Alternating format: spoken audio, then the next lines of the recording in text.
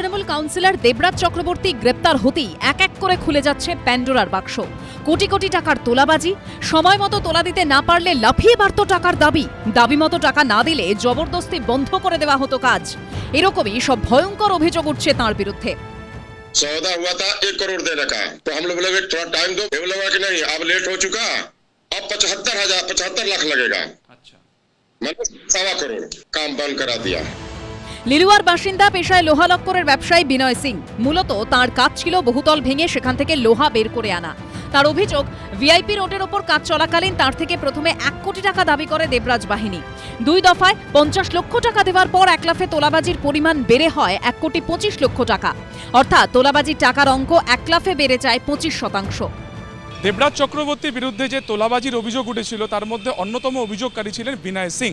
লিলুয়ার বাসিন্দা এই ব্যবসায়ী 2022 সালের একদম শুরুর দিকে ভিআইপি রোডের পাশের এই যে প্রপার্টি, যা হলদিরামের প্রপার্টি, সেই বাড়িটিকে তিনি কিনেছিলেন। তার কাজ মূলত ছিল হচ্ছে এই বাড়িটিকে ডেমলিশ করে এখানে যে সমস্ত লোহা বা আয়রন আছে সেটাকে এক্সট্র্যাক্ট করা। কিন্তু পরবর্তী সময় যেটা তার অভিযোগ, যে যখন তিনি কাজ শুরু করেন সেই সময় দেবরাজ চক্রবর্তীর লোক এখানে আসে এবং তার কাছ থেকে এই কাজের কাটমানি হিসেবে 1 কোটি টাকা চান।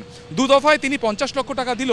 পরবর্তী টাকার দেওয়ার আগেই সেই টাকার অ্যামাউন্ট অনেকটা বাড়িয়ে দেওয়া হয় এবং তখন সেই টাকার অ্যামাউন্ট হয়ে যায় প্রায় 1,25 লক্ষ টাকা। এবং এই টাকা দিতে অপারগ থাকাতে সেই সময় কিন্তু কাজ কার্যত বন্ধ থাকে রাখতে হয় এই বিনয় সিংকে। 250 से 300 लड़का लेकर के देवराज और उनका एक और दोस्त था, वो एलो लेकर पहुंचा वहां पे, बोला कि काम रोको, तो लोग 1 करोड़ से 1 पैसा कम नहीं लेगा। 2 बार 25-25 लाख सौदा हुआ था 1 करोड़ देने का, तो हम लोग बोले थोड़ा टाइम दो, माल कटेगा, जाएगा, बिक्री होगा, हम लोग देंगे। ये लगा कि नहीं, अब लेट हो चुका, अब 75 लाख लगेगा। अच्छा, मतलब 1.25 करोड़ काम बंद करा दिया। 2022 से आज 26, 4 साल पूरा काम बंद है। हाँ, बंद है सर। अब याची में हम FIR भी किया है, 2 ठो हुआ है, एक को 2 बार हम कोर्ट जा चुके हैं, हाई कोर्ट। এখানেই প্রশ্ন উঠছে, পুলিশ কি করছিল? কেন কোনো ব্যবস্থা নেয়নি দাপুটে তৃণমূল নেতা দেবরাজ চক্রবর্তীর বিরুদ্ধে? দেবরাজ চক্রবর্তী ওই প্রত্যন্ত এরিয়া, বিধাননগরের প্রত্যন্ত এরিয়া, মানে starting from airport down to Baguiati, via Baguiati, ধরো বিধাননগর এয়ারপোর্ট এরিয়া, সমস্ত জায়গায় ও একটা ক্রিমিনাল র্যাকেট মেনটেন করতো। এবং এই যে নেক্সাসটা, এটা কিন্তু Nexus in respect of syndicate, extortion এবং মানে তোলা তুলতো এমনভাবে তার কোনো বাছবিচার ছিল না।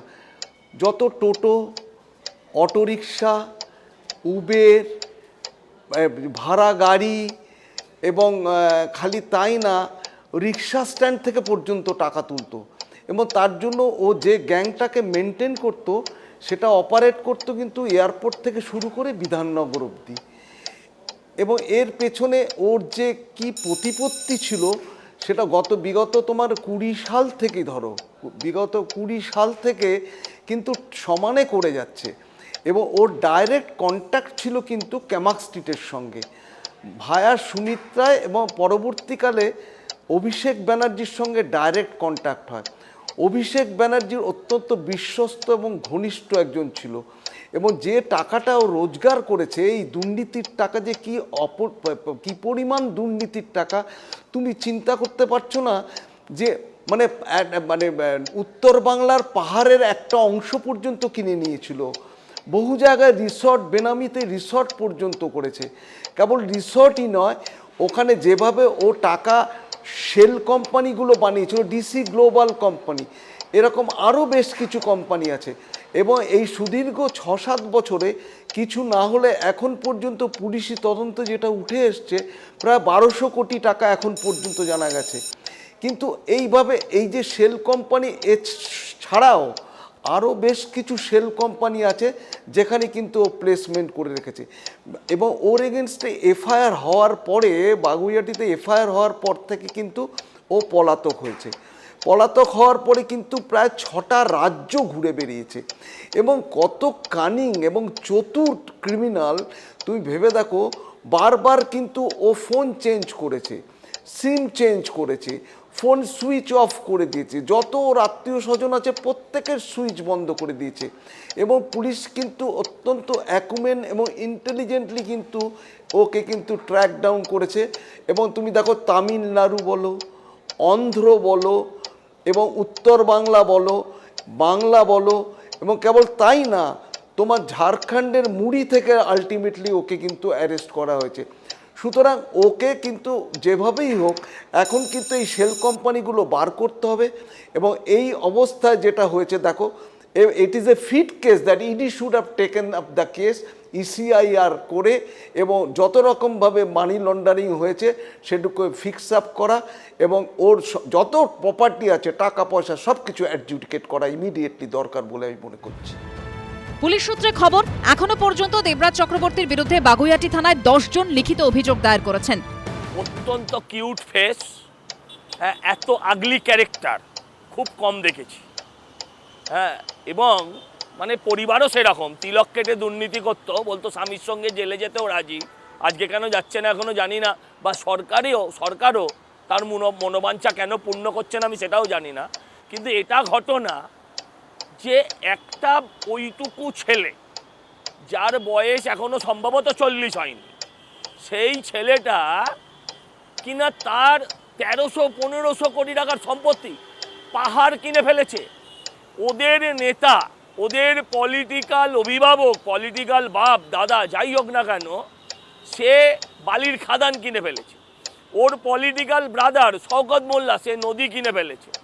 এরা যদি আর কিছুদিন এই দেশে এই রাজ্যে থাকতো তাহলে এই যে পৃথিবীর 3 ভাগ জল আর 1 ভাগ স্থল, এই বিজ্ঞানটাকেই এরা পাল্টে ফেলত।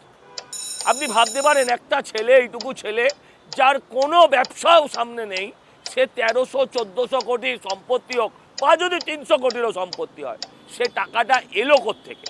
তৃণমূলটা কোম্পানি না তৃণমূলটা রাজনৈতিক দল না তৃণমূলটা একটা শিল্পগোষ্ঠী, এটাই আজকে ভাবতে অবাক লাগে। আমি অনুরোধ করব সরকারের কাছে, তৃণমূলের পঞ্চায়েত লেভেল থেকে একেবারে মমতা ব্যানার্জি অবধি ভালো করে ঝাড়াই পোছাই করা হোক। আপনি দেখবেন ভারতবর্ষের পশ্চিমবঙ্গে যে 8,15,000 কোটি টাকার ঋণ আছে সেটা 7 দিনের মধ্যে মিটে যাবে, 7 দিনের মধ্যে মিটে যাবে। এদের ঘর, এদের বাড়ি, না এরা এক একটা চলন্ত রিজার্ভ ব্যাংক, এটা ভাবতে অবাক লাগে যে এরা মানুষ না এরা চলন্ত রিজার্ভ ব্যাংক। কোন রাজ্যে বাস করছি আমরা, যে রাজ্যের এক একটা নেতার ঘর থেকে 52 কোটি 54 কোটি, কার নাকি 1200 কোটি, হ্যাঁ, সেই রাজ্যের সরকার 26,000 ছেলেমেয়ের চাকরি খেয়ে বসে আছে। এদের জেলে ঢোকানো উচিত এবং যাতে এরা আজীবন জেল খাটে সেই দিকে ভাবা উচিত। আর এদের যে নাটের গুরু, এদের যে কিংপিন, এদের যে যুবরাজ, তাকেও যত তাড়াতাড়ি সম্ভব যেন জেলে ঢোকানো হয়, আমি সরকারের কাছে সেই আবেদনই করব। তোলাবাজি বাহিনী গড়ে বাগুইআটি সংলগ্ন এলাকায় দাপিয়ে বেড়ানোর পাশাপাশি নিজের প্রভাব খাটিয়ে সরকারি ত্রাণ 9-6 করারও অভিযোগ উঠেছে দেবরাজ চক্রবর্তীর বিরুদ্ধে। আমাকে বলে স্থানীয় বাসিন্দারা যে এরকম একটা ফ্ল্যাটের নিচে সেটার গ্রাউন্ড ফ্লোরে বালতি কিংবা ত্রাণের জন্য ত্রিপল ওই সব জিনিসপত্র নাকি ওখানে স্টোর করা হচ্ছে। আমি ওখানে গিয়ে দেখতে পাই, হ্যাঁ, এরকম প্রচুর জিনিসপত্র ওখানে স্ট্যাক করা আছে, গভর্নমেন্টের দ্বারা দেওয়া জিনিসপত্র যেরকম বালতি, ত্রিপল আরও ইত্যাদি ত্রাণের জিনিসপত্র আমরা ওখান থেকে উদ্ধার করি। গোবিন্দ আর কৃষ্ণ দেবরাজদার প্রচণ্ডই ঘনিষ্ঠ, সাধারণ মানুষ কিছুই পায়নি, সব কিছু ঢুকে গেছে ওখানে। আসল তো মাথা দেবরাজ, উনি যা বলবেন তাই হন। পুলিশ সূত্রে খবর, দেবরাজ চক্রবর্তীর ঘনিষ্ঠ বলে পরিচিত 2 তৃণমূল কর্মী গোবিন্দ দাস ও কৃষ্ণ পোদ্দার বেপাত্তা। সরকার বদল হতেই দেবরাজ চক্রবর্তী বুঝতে পারেন গ্রেপ্তারির সময় ঘনিয়ে এসেছে। দাপুটে তৃণমূল নেতা টের পেতে শুরু করেন তার দাপট এবার শেষ।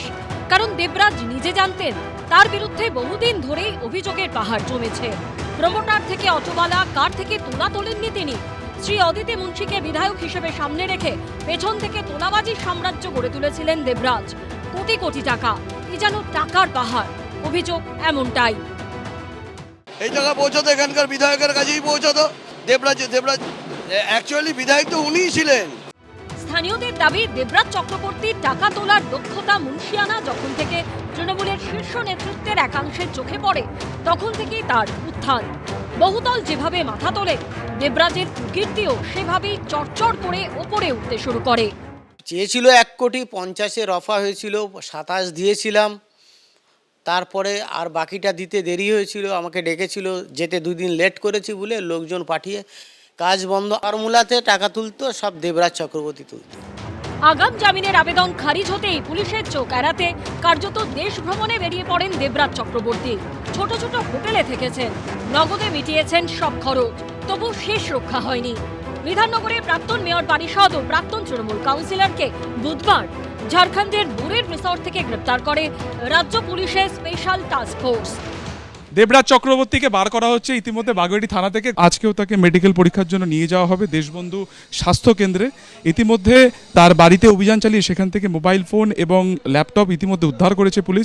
প্রাক্তন তৃণমূল বিধায়ক অদিতি মুন্সির স্বামীর বিরুদ্ধে পুলিশের কাছে জমা হয়েছে গুচ্ছ অভিযোগ। দেবরাজ চক্রবর্তীর বিরুদ্ধে তোলাবাজি, সিন্ডিকেট রাজ সহ বহু বিষয়ে বাগুইআটি থানাতেই লিখিত অভিযোগ দায়ের করেছেন মোট 10 জন। সেই টাকার অঙ্ক দিয়েছিল 40 লাখ টাকা, রাস্তা 2.5 বছর বন্ধ ছিল। পুলিশ সূত্রে খবর, কলকাতা হাইকোর্ট তার আগাম জামিনের আবেদন খারিজ করতেই 15ই জুন কলকাতা ছাড়েন দেবরাজ চক্রবর্তী। সল্টলেকের করুণাবই থেকে বাস ধরে প্রথমে পৌঁছে যান পড়শি রাজ্য উড়িষ্যায়, তারপর একে একে অন্ধ্রপ্রদেশ, তামিলনাড়ু, কেরলম হয়ে ঝাড়খণ্ডের জামশেদপুর, ধানবাদ হয়ে মুরের রিসর্টে আশ্রয় নেন দেবরাজ চক্রবর্তী। পুলিশের দাবি, 15 দিনে মোট 7 বার ঠিকানা বদলে গাঝাকা দিয়েছিলেন তিনি। পুলিশের নজর এড়াতে রীতিমতো পরিকল্পনা করেই পথে বেরিয়েছিলেন অদিতি মুন্সির স্বামী। পুলিশ সূত্রে খবর, উড়িষ্যা থেকে বিভিন্ন রাজ্য হয়ে ঝাড়খণ্ডে পৌঁছানো ও থাকা খাওয়া সহ যাবতীয় খরচ নগদে মেটান দেবরাজ চক্রবর্তী। গোটা রুটে তিনি গড়ে 1 রাত করে সেখানকার বাসস্ট্যান্ড লাগোয়া ছোট হোটেলে আশ্রয় নিয়েছিলেন। আইডি কার্ড হিসেবে ব্যবহার করেছিলেন নিজের ভোটার কার্ড। পুলিশের দাবি, ট্র্যাকিং এড়াতেই কিনেছিলেন নতুন মোবাইল, নিয়েছিলেন নতুন সিমও। গ্রেপ্তারের পর দেবরাজ চক্রবর্তীর থেকে সেই মোবাইল ফোন ও 20,000 টাকা বাজেয়াপ্ত করা হয়েছে বলে পুলিশ সূত্রে খবর। 1300 কোটি না 1500 কোটি এনার সম্পত্তি শোনা যাচ্ছে। এবং এই সম্পত্তি, আমার যেটা মনে হয়, যদি এই পরিমাণ বিপুল সম্পত্তি থাকে তাহলে এই সম্পত্তি শুধু দেবরাজের সম্পত্তি না, এর মধ্যে অভিষেক বন্দ্যোপাধ্যায়েরও কিছু সম্পত্তি আছে ওর নামে করা বা ওনার স্ত্রীর নামে করা, এই সবই তদন্ত হওয়া উচিত। দেবরাজ কাণ্ডে 8 সদস্যের সিট গঠন করে তদন্ত শুরু করেছে বিধাননগর কমিশনারের। তদন্তকারী দলের নেতৃত্বে রয়েছেন বিধাননগরের পুলিশ কমিশনার। তদন্তকারীদের দাবি, দেবরাজ চক্রবর্তী থেকে উদ্ধার হওয়া মোবাইল ফোনের যাবতীয় তথ্য উদ্ধারে নেওয়া হবে ফরেনসিক বিশেষজ্ঞদের সাহায্য। অভিযোগটা আমার কাস্টমার বন্ধ করে দেওয়ার পরে কাজটা বন্ধ রাখুন, 30 লাখ টাকা সেটেলমেন্ট হয়েছে। দেবরাজ টাকা নিয়েছে, দেয় ওনার বাড়িতে গিয়ে দিয়েছে। বাগুইআটির বেতাজ বাদশা, তার কথা শেষ কথা, কারণ তার মাথায় নাকি ক্যামাক স্ট্রিটের হাত। তৃণমূল থেকে বিদ্রোহ করে কয়েক মাসের জন্য কংগ্রেস গিয়ে আবার তৃণমূলে প্রত্যাবর্তন। কারণ টাকা তো শাসক দলের ছত্রছায়ায়। যত গড়ে উঠেছে বহুতল, যত বেড়েছে কলকাতার পার্শ্ববর্তী বাগুইআটি, রাজারহাট, তেঘড়িয়া, ততই উঠতে শুরু করেছে টাকা, বেড়েছে লেনদেন। তোলাবাজি কার্যত প্রাতিষ্ঠানিক রূপ নিয়েছে, কারণ পুলিশ তো পকেটে। দেবরাজ নিজেই ফোন করে ডেকেছিল, তিনি অ্যারেস্ট হলেন না, টাকা দিতে চাননি। এইভাবেই হ্যারেস করতো প্রতিটা মানুষকে, প্রতিটা প্রমোটারকে। চেয়েছিল 1,50,00,000 রফা হয়েছিল, 27 দিয়েছিলাম। তারপরে আর বাকিটা দিতে দেরি হয়েছিল, আমাকে ডেকেছিল, যেতে 2 দিন লেট করেছি বলে লোকজন পাঠিয়ে কাজ বন্ধ। ফর্মুলাতে টাকা তুলতো, সব দেবরাজ চক্রবর্তী তুলতো। অভিযোগ করার চেষ্টা করেছিলাম, কিন্তু আইসি সাহেবরা নেয়নি। বিধাননগর পুরসভার প্রাক্তন কাউন্সিলর দেবরাজ চক্রবর্তীর সম্পত্তির পরিমাণ নিয়ে নানা অভিযোগ করছে বিজেপি। একটা 2 পয়সার কাউন্সিলর, তার নাকি 1300 কোটি টাকার সম্পত্তির হদিশ তো আমি পেয়েছি। অটো চালক থেকে শুরু করে প্রমোটার, এমনকি সাহায্য চাইতে আসা কোনো সাধারণ মানুষ তৎকালীন তৃণমূল কাউন্সিলরের টাকার খাই থেকে নাকি রেহাই পেতেন না কেউই। এই গাড়িগুলো 18,000 টাকা, 20,000 টাকায় আপনার রিপ্লেসমেন্ট হয়ে যেত, সেই জায়গায় এখানে 45,000 টাকা, 40,000 টাকা নেওয়া হতো। আর অটো পলিসির নামে বাগুইআটি এয়ারপোর্ট যতগুলো অটো বেরোচ্ছে, অটোগুলো বেরিয়েছে, অনলাইন পারমিট হয়েছে, সব কাটাতে দেবরাজের হাত ছিল। এই টাকা পৌঁছাতো এখানকার বিধায়কের কাছেই পৌঁছাতো। দেবরাজ অ্যাকচুয়ালি বিধায়ক তো উনিই ছিলেন, অদিতি মুন্সি যাচ্ছ যাবতীয় যা কিছু করতো ওইখানে উনিই করতেন। নাম ট্রান্সফারের জন্য 25,000 টাকা করে দিতে হয়েছে, গাড়ি কাটার জন্য 18,000 টাকা নাম চেয়েছে। এটা অটোওয়ালাদের উপর জোর জবস্তি হচ্ছে, দিতে হয়েছে। আমার এইখান থেকে আমি লুকিয়ে লুকিয়ে রেখেছি জুতোর ভেতরে, অমুকের ভেতরে, এভাবে টাকা হাতে ধরে দিতাম ভর চটে। টাকা চাইতো এবং বলছে দেবরাজদা পাঠিয়েছে, দেবরাজদা পাঠিয়েছে টাকা, তাহলে ছেলেকে কিন্তু পাওয়া যাবে না। আমি চাই শাস্তি হোক। তোলাবাজি, প্রতারণা, কোটি কোটি টাকার রহস্যজনক লেনদেন, আয়ের সঙ্গে সঙ্গতিহীন সম্পত্তির অভিযোগে ইতিমধ্যেই প্রাক্তন তৃণমূল কাউন্সিলরের বিরুদ্ধে তদন্ত শুরু করেছে enforcement directorate. Debraj Chakraborty just একটা নাম নয়, মমতা বন্দ্যোপাধ্যায় এবং অভিষেক বন্দ্যোপাধ্যায় জায়গায় জায়গায় ভাইপো তৈরি করেছিল। সেরকম ভাইপো যদি ক্লাস ধরা হয় তো উত্তর চব্বিশ পরগনার ভাইপো হলো দেবরাজ চক্রবর্তী। কয়লা, বালি, গরু যে সিন্ডিকেট, তার টাকা এখান থেকে যাওয়া, এখানে ম্যানেজ করা, তার দায়িত্ব ছিল দেবরাজ চক্রবর্তী। শুধু এখানেই থেমে থাকে না সব কিছু, পুলিশের পোস্টিং কী হবে, ডিসি কে হবে, কোন থানার আইসি কে হবে, এবং তার বদলে বিপুল টাকা সেটাও চালাতো এই দেবরাজ চক্রবর্তী। ভোটের আগে যিনি আইসি ছিলেন বাগুড়ি থানার অমিতবাবু, দেবরাজ চক্রবর্তীর খুব পছন্দের লোক ছিলেন। একই সাথে বিধাননগর মিউনিসিপ্যাল কর্পোরেশনের কিছু ইঞ্জিনিয়ার তারাও যুক্ত ছিল। বাড়ি ভেঙে দেব, আপনার বাড়িটা ইলিগ্যাল হচ্ছে, গোলমাল আছে, এই করে ভয় দেখিয়ে এক্সটর্শন, অ্যাডমিনিস্ট্রেশনকে ব্যবহার করে এক্সটর্শন যদি কেউ করে থাকে তার নাম দেবরাজ চক্রবর্তী। প্রপার্টি কেনা, নিজের নামে প্রপার্টি কেনা, বউয়ের নামে প্রপার্টি কেনা, একটা পাবলিশার আছে, সে পাবলিশারের নামে ঘুরিয়ে দেওয়া, ঘুরিয়ে টাকা নেওয়া। ডিসি গ্লোবাল বলে একটা কোম্পানি চালাতো সে, ডিসি গ্লোবালের নামে যখন 60 লাখের সম্পত্তি 20 লাখে কিনে নেওয়া, লোককে চমকে টাকা নেওয়া। কেউ ডিস্ট্রেসে আছে, বাবার চিকিৎসার জন্য আছে, ফ্ল্যাট বিক্রির জন্য লোক খুঁজছে, সে ফ্ল্যাট প্রেশার দিয়ে জলের দামে কিনে নেওয়া, জমি দখল করা, এগুলো কমন সিন ছিল। আপনি যদি বাগুয়ারি ট্রাফিক গার্ডের ওখানে যান, ট্রাফিক গার্ডের পাশে একটা এলাকা আছে, সেখানে একটা জমি আছে, সে জমির দিকে নজর ছিল। সুখদা সিনেমা হল যেটা আছে, সেই জমির দিকে নজর ছিল। পুরো একটা সিন্ডিকেট চালাতো, এবং সিন্ডিকেটে অবভিয়াসলি যেই সম্পত্তির হিসাব আমি দিয়েছি, প্রায় 1300 কোটির সম্পত্তি, এটা হয়তো ওই 25% হিসাব মেনটেন করেই দিয়েছে। আর দেবরাজ চক্রবর্তী নতুন কোনো প্লেয়ার নয়। 2015 সালে ওর চুরি করার কোয়ালিটি দেখে ওকে পিক করেছিল তৃণমূল কংগ্রেস। যখন জেলে ছিল, বেলের ক্ষেত্রে কোনো অবজেকশন করেনি। তখন যিনি পিপি ছিলেন তিনি বলেছেন জনপ্রতিনিধি, কেন অবজেকশন করব। পরবর্তীতে তৃণমূলে জয়েন এবং সেখান থেকে প্রতিপত্তি বেড়ে ওঠা। প্ল্যানের ক্ষেত্রে পরিষ্কার বলা হতো যে টিএমসি প্ল্যানে হবে না বিএমসি প্ল্যানে, প্রত্যেকটার পিছনে যে ছিল তার নাম হচ্ছে দেবরাজ চক্রবর্তী। মিউটেশনের ক্ষেত্রে কোথাও শোনা যায়নি এরকম যে মিউটেশনের ক্ষেত্রে একজন এমআইসির মানে সিগনেচার লাগে বা তার স্পেশাল লাগে। মিউটেশন কমিটির মধ্যে দেবরাজ চক্রবর্তী ছিল, তার নির্দেশ ছাড়া কোনো বাড়ির মিউটেশন হতো না, মিউটেশন থেকে টাকা তোলা হতো। জল জীবন মিশন 338 কোটি টাকা এখানে খরচা করেছে কেন্দ্রীয় সরকার। একটা কোম্পানি তার টেন্ডার পেয়েছিল, সে টেন্ডারটাকে ব্রেক করে ছোটো ছোটো টেন্ডার করা হয় এবং সেখান থেকে দুর্নীতি হয়। এই টাকাটা কোথায় গেল কেউ জানে না।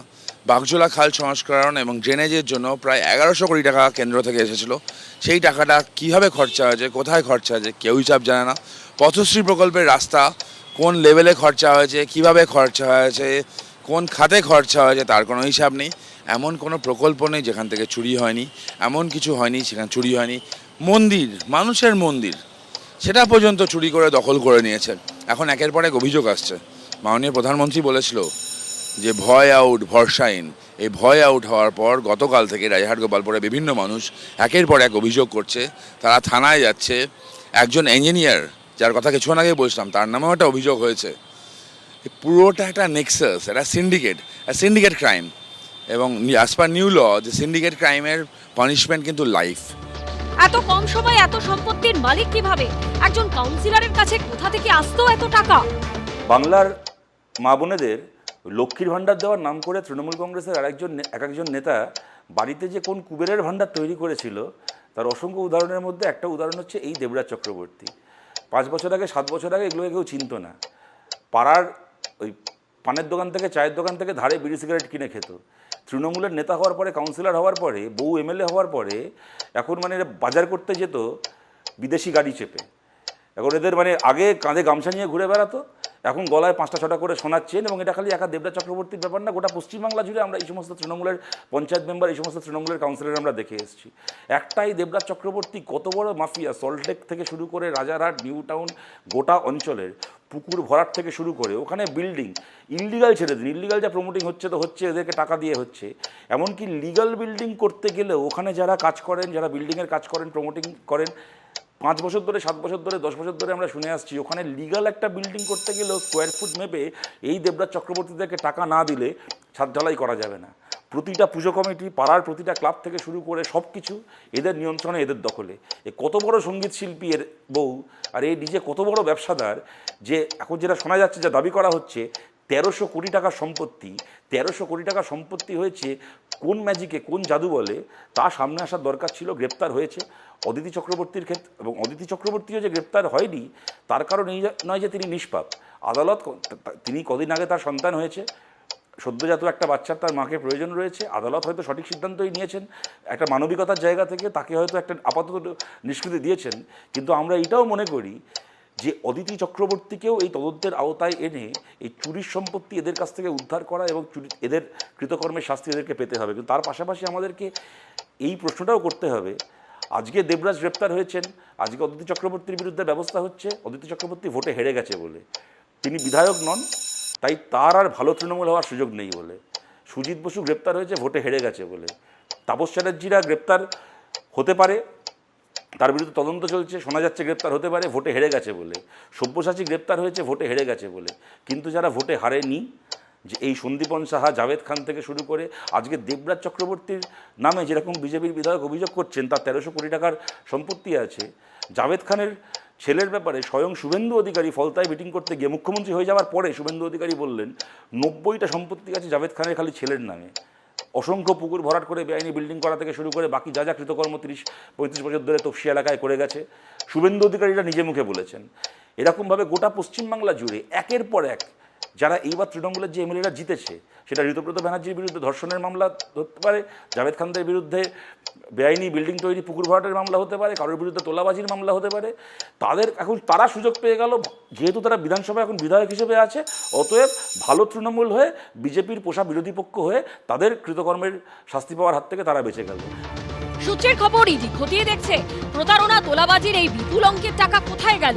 শুধুই কি দেবরাজ চক্রবর্তী, নাকি নেপথ্যে কোনো প্রভাবশালী চক্র রয়েছে? দেবরাজ হয়ে কার কাছে পৌঁছতো এত টাকা? তোলাবাজির কোটি কোটি টাকা কিভাবে ঘোরানো হয়েছে? কোনো শেল কোম্পানি খোলা হয়েছিল কি, নাকি হাওয়ালার মাধ্যমে পাচার করা হয়েছে? এই টাকা দিয়ে কোনো বেনামি সম্পত্তি কেনা হয়েছিল কিনা? দেবরাজকে ফোন করেছিল যে দেবরাজ, ওর হাতে টাকাটা আমি দেব। দেবরাজ খুব জোর ওনাকে একটা ধমক দেয়, আপনি আর এইখানে কখনো ফোন করবেন না, ফোন রাখেন। টাকা তার হাতে দিয়ে দিয়েছে। টোটাল 25 থেকে 26 লাখ টাকা টোটাল এই দেবরাজের হাতেই গেছে। দেবরাজ চক্রবর্তী গ্রেপ্তার, এবার তদন্তের কেন্দ্রে রহস্যময় সংস্থা ডিসি গ্লোবাল। এই কোম্পানির আড়ালে কি চলতো কুকীর্তির কারবার? দুর্নীতির কালো টাকা বাজারে বিনিয়োগ করে সাদা করতেই কি খোলা হয়েছিল ডিসি গ্লোবাল নামে সংস্থাটি? জবাব খুঁজছে দেবরাজ কাণ্ডে গঠিত বিধাননগর কমিশনারেটের 8 সদস্যের সিট। পুলিশ সূত্রে খবর, বুধবার দেবরাজ চক্রবর্তীকে গ্রেপ্তারের দিনেই তার স্ত্রী অদিতি মুন্সিকে জিজ্ঞাসাবাদ করতে তাদের মধ্যমগ্রামের বাড়িতে পৌঁছে যায় বাগুইআটি থানার মহিলা পুলিশ অফিসাররা। স্বামী দেবরাজের বিরুদ্ধে ওঠা গুচ্ছ অভিযোগের বিষয় রাজারহাট গোপালপুরের প্রাক্তন তৃণমূল বিধায়ককে বেশ কয়েক ঘন্টা জিজ্ঞাসাবাদ করা হয়। এর পাশাপাশি দেবরাজ অদিতির মধ্যমগ্রামের বাড়ি থেকে কয়েকটি জিনিস বাজেয়াপ্ত করা হয়। পুলিশ সূত্রে খবর, বাজেয়াপ্ত করা হয়েছে 2টি মোবাইল ফোন ও একটি ল্যাপটপ। পাশাপাশি দেবরাজ অদিতির ব্যাংকের বিভিন্ন নথি ও তাদের জয়েন্ট অ্যাকাউন্টের কাগজপত্র বাজেয়াপ্ত করেন তদন্তকারীরা। আতশ কাছের তলায় এই মুহূর্তে ডিসি গ্লোবাল নামে এই সংস্থা। পুলিশ সূত্রে যেটা জানা যাচ্ছে যে দেবরাজ গ্রেফতারের আগে তার বাড়িতে যখন পুলিশি তদন্তের জন্য সেখানে অভিযান হয়, সেই সময় সেখান থেকে 2টি মোবাইল ফোন এবং ল্যাপটপ পাওয়া যায়। এই ল্যাপটপের ভেতর থেকে ডিসি গ্লোবাল নামে একটি সংস্থার হদিশ মেলে তদন্তকারীদের, এবং সেখান থেকে জানা যায় যে বিগত 5 বছরে এবং বিশেষ করে শেষ কয়েক বছরে এই ডিসি গ্লোবালের নামে একাধিক সম্পত্তি কেনা হয়েছিল। পুলিশ সূত্রে দাবি, এই সংস্থার নামে গত কয়েক বছরে একাধিক স্থাবর অস্থাবর সম্পত্তি কেনা হয়েছে, বদল হয়েছে মালিকানাও। তদন্তকারীদের নজরে দেবরাজ চক্রবর্তী ও অদিতি মুন্সির ব্যাংক অ্যাকাউন্টের লেনদেন।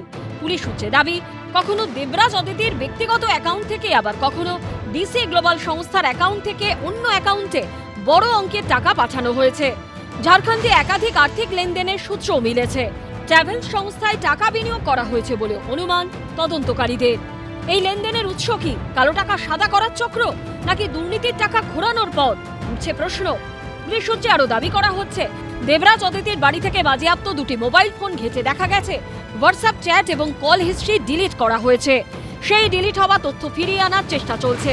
ফরেনসিক পরীক্ষার জন্য পাঠানো হচ্ছে মোবাইল ফোন ও ল্যাপটপ। ডিসি দেবরাজ চক্রবর্তী, নাকি এর নেপথ্যে অন্য কেউ রয়েছে তদন্তকারীরা জানার চেষ্টা করছেন। এছাড়া তার মোবাইল ফোনে বেশ কিছু হোয়াটসঅ্যাপ চ্যাট ডিলিট করা হয়েছে, সেই সমস্ত চ্যাটে কী ছিল সেটাকে রিট্রিভ করার ট্রাই করছেন বা চেষ্টা করছেন তদন্তকারীরা। পুলিশ সূত্রে দাবি করা হচ্ছে, দেবরাজ চক্রবর্তীর সূত্রে হদিশ মেলা ডিসি গ্লোবাল সংস্থাটি 2015 সালে তৈরি হলেও কোম্পানির টার্নওভারের বিষয়ে কোনো তথ্য মেলেনি। মাত্র 1 লক্ষ টাকা মূলধন নিয়ে শুরু হয়েছিল এই ইনফ্রাস্ট্রাকচার সংস্থা, কিন্তু তার কার্যকলাপ ঘিরে রয়েছে একাধিক প্রশ্ন। একদিকে তৃণমূলের প্রাক্তন কাউন্সিলর দেবরাজ চক্রবর্তীর গ্রেপ্তারি ঘিরে তোলপাড় চলছে, এর মধ্যে তৃণমূল ভবনের দখল নিয়ে কালীঘাট তৃণমূল ও ঋতব্রত তৃণমূলের মধ্যে শুরু হলো ডুয়েল। এ বলছে আসল তৃণমূল, ও বলছে আসল তৃণমূল। তৃণমূলের দুই শিবিরের মধ্যে দ্বন্দ্ব, সংঘাত, রেষারেষি কোথায় গিয়ে শেষ হবে কেউ জানে না। দলের নাম, প্রতীক, তহবিল কে পাবে তা নিয়ে কালীঘাট তৃণমূল ও ঋতব্রত তৃণমূলের মধ্যে লড়াই ইতিমধ্যেই দিল্লিতে নির্বাচন কমিশন অবধি পৌঁছে গেছে। এরই মধ্যে এবার দপ্তর নিয়েও যুদ্ধ বাঁধল। বাইপাসের ধারে তৃণমূলের পার্টি অফিস দখল করল ঋতব্রত তৃণমূল, অফিসে তালা লাগলো। এরপরই কুণাল ঘোষের নেতৃত্বে সেখানে পৌঁছন কালীঘাট তৃণমূলের সদস্যরা। ধুন্ধুমার পরিস্থিতি, জমজমাট নাটক, আরও চরমে গৃহযুদ্ধ। আমাদের পার্টি অফিস আমরা এলাম, বাকিটা সব ক্রমশ প্রকাশ্য। কিন্তু আজকে দেখছি মমতা বন্দ্যোপাধ্যায়ের ছবি, যেহেতু আপনাদের পরামর্শদাতা, সেটা থাকাই স্বাভাবিক। উনি তো আমাদের প্রধান পরামর্শদাতা, আমরা সবসময় বলেছি। মিটিং হয়েছিল, সেই মিটিংয়ে তো আমরা এখানে মমতা বন্দ্যোপাধ্যায়েরই তো শিক্ষা, মনীষীদের সম্মান জানাতে হবে। আমরা জাতির জনক, সংবিধানের প্রণেতা, 1000 বছরের শ্রেষ্ঠ বাঙালি বিদ্রোহী কবি, এই শিক্ষা তো তাদের সম্মান জানিয়েছে, মমতা বন্দ্যোপাধ্যায়ের শিক্ষা। উলুবেড়িয়া পূর্ব ক্ষমতা হচ্ছে না তো এলাকায় ঢোকার, বিজেপির বা পরোক্ষ সাপোর্ট নিয়ে কি করে তৃণমূলের ক্ষতি করা যায়, কি করে তৃণমূলের পিঠে ছুরি মারা যায়। এখন কর্মীদের পাশে থাকার সময় তার বদলে কখনো বিজেপি নেতাদের বাড়িতে, কখনো সন্ধ্যের পর এসে নিজেদের পার্টি অফিসে এইসব। শুক্রবার সন্ধে মেট্রোপলিটনে তৃণমূল ভবনের সদল বলে পা রাখল ঋতব্রত তৃণমূল। তৃণমূল ভবনের সামনে আখরুজ্জামান, সন্দীপন সাহা, ঋতব্রত বন্দ্যোপাধ্যায় আমরা দেখতে পাচ্ছি সরাসরি পৌঁছে যাচ্ছেন। অর্থাৎ কার্যত তৃণমূল পার্টি অফিসের ভেতরে ঋতব্রত গোষ্ঠীরা এইভাবেই ভেতরে ঢুকে পড়ছেন। এরপরই দেখা গেল তৃণমূল ভবনের গেটের এক পাশে মমতা বন্দ্যোপাধ্যায়ের ছবি দেওয়া ফ্লেক্স, আরেক পাশে অরূপ রায়কে তৃণমূলের চেয়ারম্যান বলে ঘোষণা করে আরেকটি ফ্লেক্স। ঋতব্রত তৃণমূল বেরোতেই তৃণমূল ভবনের দরজায় তালা ঝুলিয়ে দেওয়া হলো। তালাটা আপনারা কারা লাগাচ্ছেন? তালাটা কারা লাগাচ্ছেন? হ্যাঁ, তালাটা কারা লাগাচ্ছেন? এখানে দেখে নিন, এখানে ব্যাস এইটা ফোকাস করুন, তাহলেই হবে। মানে অর্থাৎ যিনি তালা লাগাচ্ছেন বলছেন এইটা প্রকাশ করুন। অর্থাৎ আমরা দেখতে পাচ্ছি যে পোস্টারের কথা উনি বলে গেলেন সেটা হচ্ছে চেয়ারম্যান অরূপ রায়। অর্থাৎ এটা পরিষ্কার যে তৃণমূল ভবনের চাবি এখন ঋতব্রত তৃণমূলের হাতে। চাবি মালিকের কাছে থাকবে, আমাদের কাছে থাকবে, অরূপ রায়ের কাছে থাকবে, পার্টির চেয়ারম্যান তার কাছে থাকবে। এরপরই কুণাল ঘোষের নেতৃত্বে সেখানে পৌঁছন কালীঘাট তৃণমূলের সদস্যরা। আমরা যখন এ কথা বলছি তখন আমরা দেখছি কালীঘাটপন্থী তৃণমূলের নেতা কুণাল ঘোষ তিনি চলে এসেছেন। অর্থাৎ সম্মুখ সমরে একদিকে ঋতব্রতপন্থী তৃণমূল, অন্যদিকে আমরা দেখছি কালীঘাটপন্থী তৃণমূল। একটা ঘটনা ঘটেছে, কারুর মনে হয়েছে দিনের আলোয় আসা যায় না, একটু রাতের অন্ধকার বা সন্ধ্যের পর এসে একটুখানি ওই সন্ধ্যের পর এসে যা করে সেইরকম একটা কিছু ঘটিয়েছে। তো যেহেতু একটা বিবাদমান পরিস্থিতি আছে, তার আইনের দিকগুলো তো আমরা তো কোনো দায়িত্বজ্ঞানহীন আচরণ করতে পারি। শুক্রবার বিকেলে আচমকাই বাইপাসের ধারে মেট্রোপলিটনে তৃণমূল ভবনে আসেন ঋতব্রত বন্দ্যোপাধ্যায়, ফিরহাদ হাকিম, জাভেদ খান, আখরুজ্জামানরা। সেই সময় পার্টি অফিসের ভিতরে ছিলেন কালীঘাটপন্থী তৃণমূলের চন্দ্রিমা ভট্টাচার্য। সঙ্গে সঙ্গে বেরিয়ে যান তিনি। হাঁটতে হাঁটতে এসে তৃণমূল ভবনের গ্রাউন্ড ফ্লোরে ঢুকে পড়েন ঋতব্রত তৃণমূলের সদস্যরা। এই ঘরের দেওয়ালে এখনো ঝুলছে মমতা বন্দ্যোপাধ্যায়ের ছবি। সেই ঘরেই বসে পড়ে ঋতব্রত তৃণমূল। তাদের দাবি, এই বাড়ি নিয়ে যে চুক্তি হয়েছিল কালীঘাট তৃণমূল তা মানেনি। আমরা সর্বভারতীয় তৃণমূল কংগ্রেস, এই অফিসটা আমাদের কাছে খবর আছে এই অফিসটা ঠিকভাবে অতীতে যাদের ওপর ভরসা করে যাদের নেতৃত্বে চলছিলাম, অফিসটা তারা মেনটেন করতে পারছে না। মালিক এই অফিস তারা দখল করে নিয়েছে। মালিক তারা ঘর ছাড়তে বলেছে, উপরের 2টো ফ্লোর, নিচের ফ্লোর মালিককে তারা মেনটেনেন্স করতে পারছে না।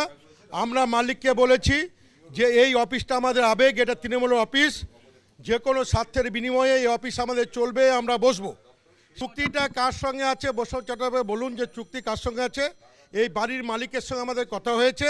তৃণমূল কংগ্রেসের দফতর এবং এ নিয়ে আমরা কিছুদিন আগেই এই এখানে যে পুলিশ থানাটি রয়েছে সেখানে ডকুমেন্টও দিয়ে যাওয়া হয়েছিল যে কেন মানে এটা আমাদের মানে আপাতত আমাদের মূল অফিসটা তৈরির সময় এটা একটা অস্থায়ী, এটা সাময়িক একটা চলছে। এখন হঠাৎ কেন তারা এলেন, আসতেই পারেন। জাতীয় নির্বাচন কমিশনের ফুল বেঞ্চের সঙ্গে বৈঠকের মাত্র 24 ঘন্টা পরই ঋতব্রত তৃণমূল যেভাবে তৃণমূল ভবনের কার্যত দখল নিল তা অত্যন্ত তাৎপর্যপূর্ণ। মালিকের অনুমতি নিয়ে যেমন গ্রাউন্ড ফ্লোরে যেখানে কথা বলছি, সেকেন্ড ফ্লোর, থার্ড ফ্লোর সমস্ত কিছু মালিক আমাদের সঙ্গে সমস্ত চুক্তিবদ্ধ হয়েছে। মালিকের কাছে জানতে পারবেন যে আমরা তৃণমূল কংগ্রেস আমাদের আবেগ আমরা ধরে রাখতে চাই, যে কোনো স্বার্থের বিনিময়ে এই অফিসটাকে আমরা কন্টিনিউ করব। আসল বিষয়টা দুলালের তালমিছরি নয়, এটা সর্বভারতীয় তৃণমূল কংগ্রেস মমতা বন্দ্যোপাধ্যায়ের লড়াই এবং অসংখ্য কর্মী সমর্থকের রক্ত জল করা, এটা একটা পার্টি। আসল নকলের বিষয়টা ওইভাবে হয় না। তাহলে ঘরের দেওয়ালে যার ছবি সেই মমতা বন্দ্যোপাধ্যায়ের উপস্থিতি কি স্রেফ খাতায় কলমে?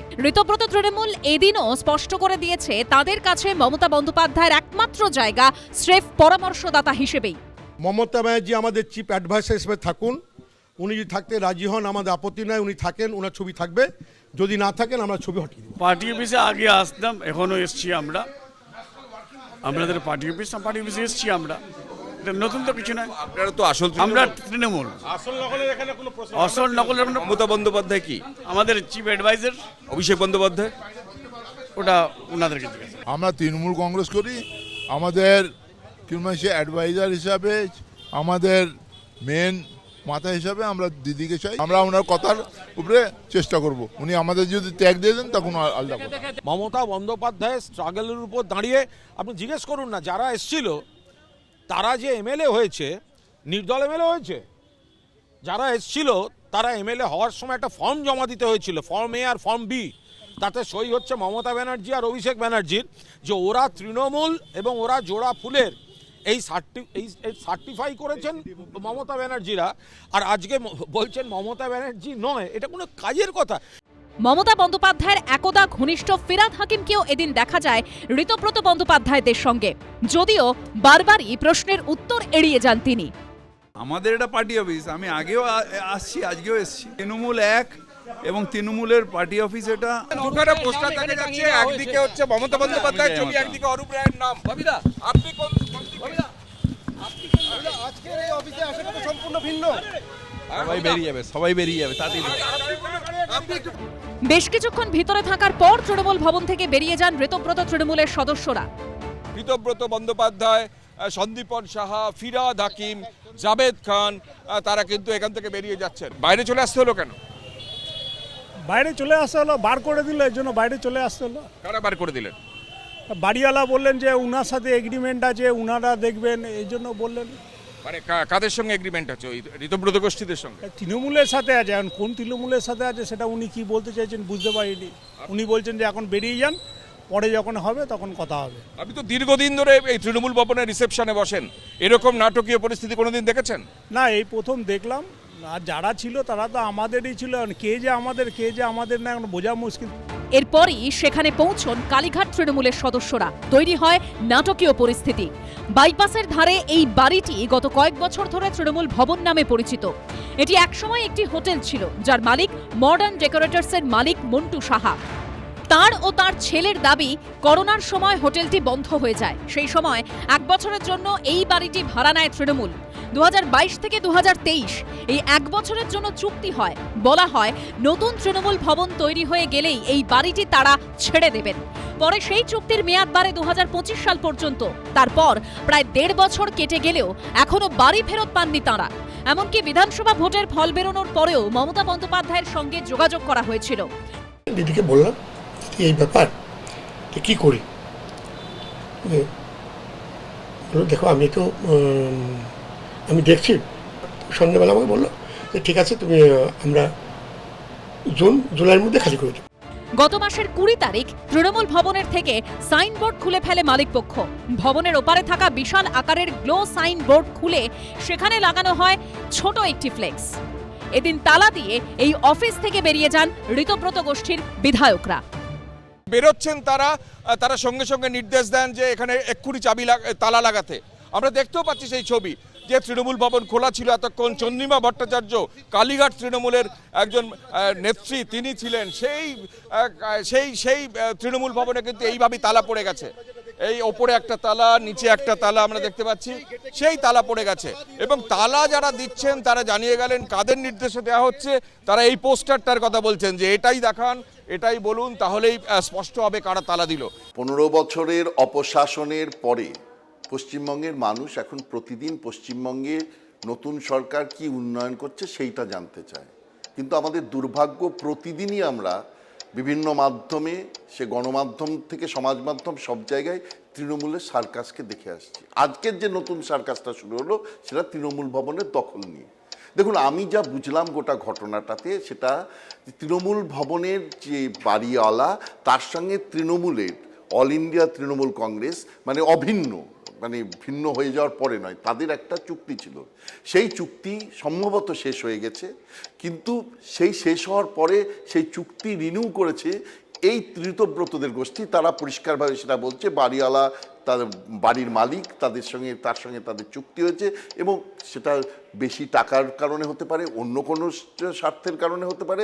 তারা তাদের সঙ্গে, এই বাড়ির মালিক এই ঋতব্রত তৃণমূলের সঙ্গে একটা চুক্তি করেছে। বেআইনি কিছু নয়, চুক্তি করেছে। বাড়ির মালিক তার হাতে চাবি তুলে দিয়েছে এবং সেই চাবি নিয়ে তারা বাড়ির বিল্ডিংয়ের দখল নিয়েছে। দেখুন, এটার মধ্যে বেআইনি কিছু নেই, সার্কাস ছাড়া, নাটকীয়তা ছাড়া আর কিছুই নেই। কিন্তু আমাদের যে বিষয়টা ভাবতে হবে, সেটা এমনভাবে যেন প্রজেকশন হচ্ছে যাতে এই তৃণমূল বিল্ডিং দখলের মাধ্যমে তৃণমূলের যে গোষ্ঠী এটা দখল করলো তারা তৃণমূলের স্বীকৃতি পেয়ে গেল।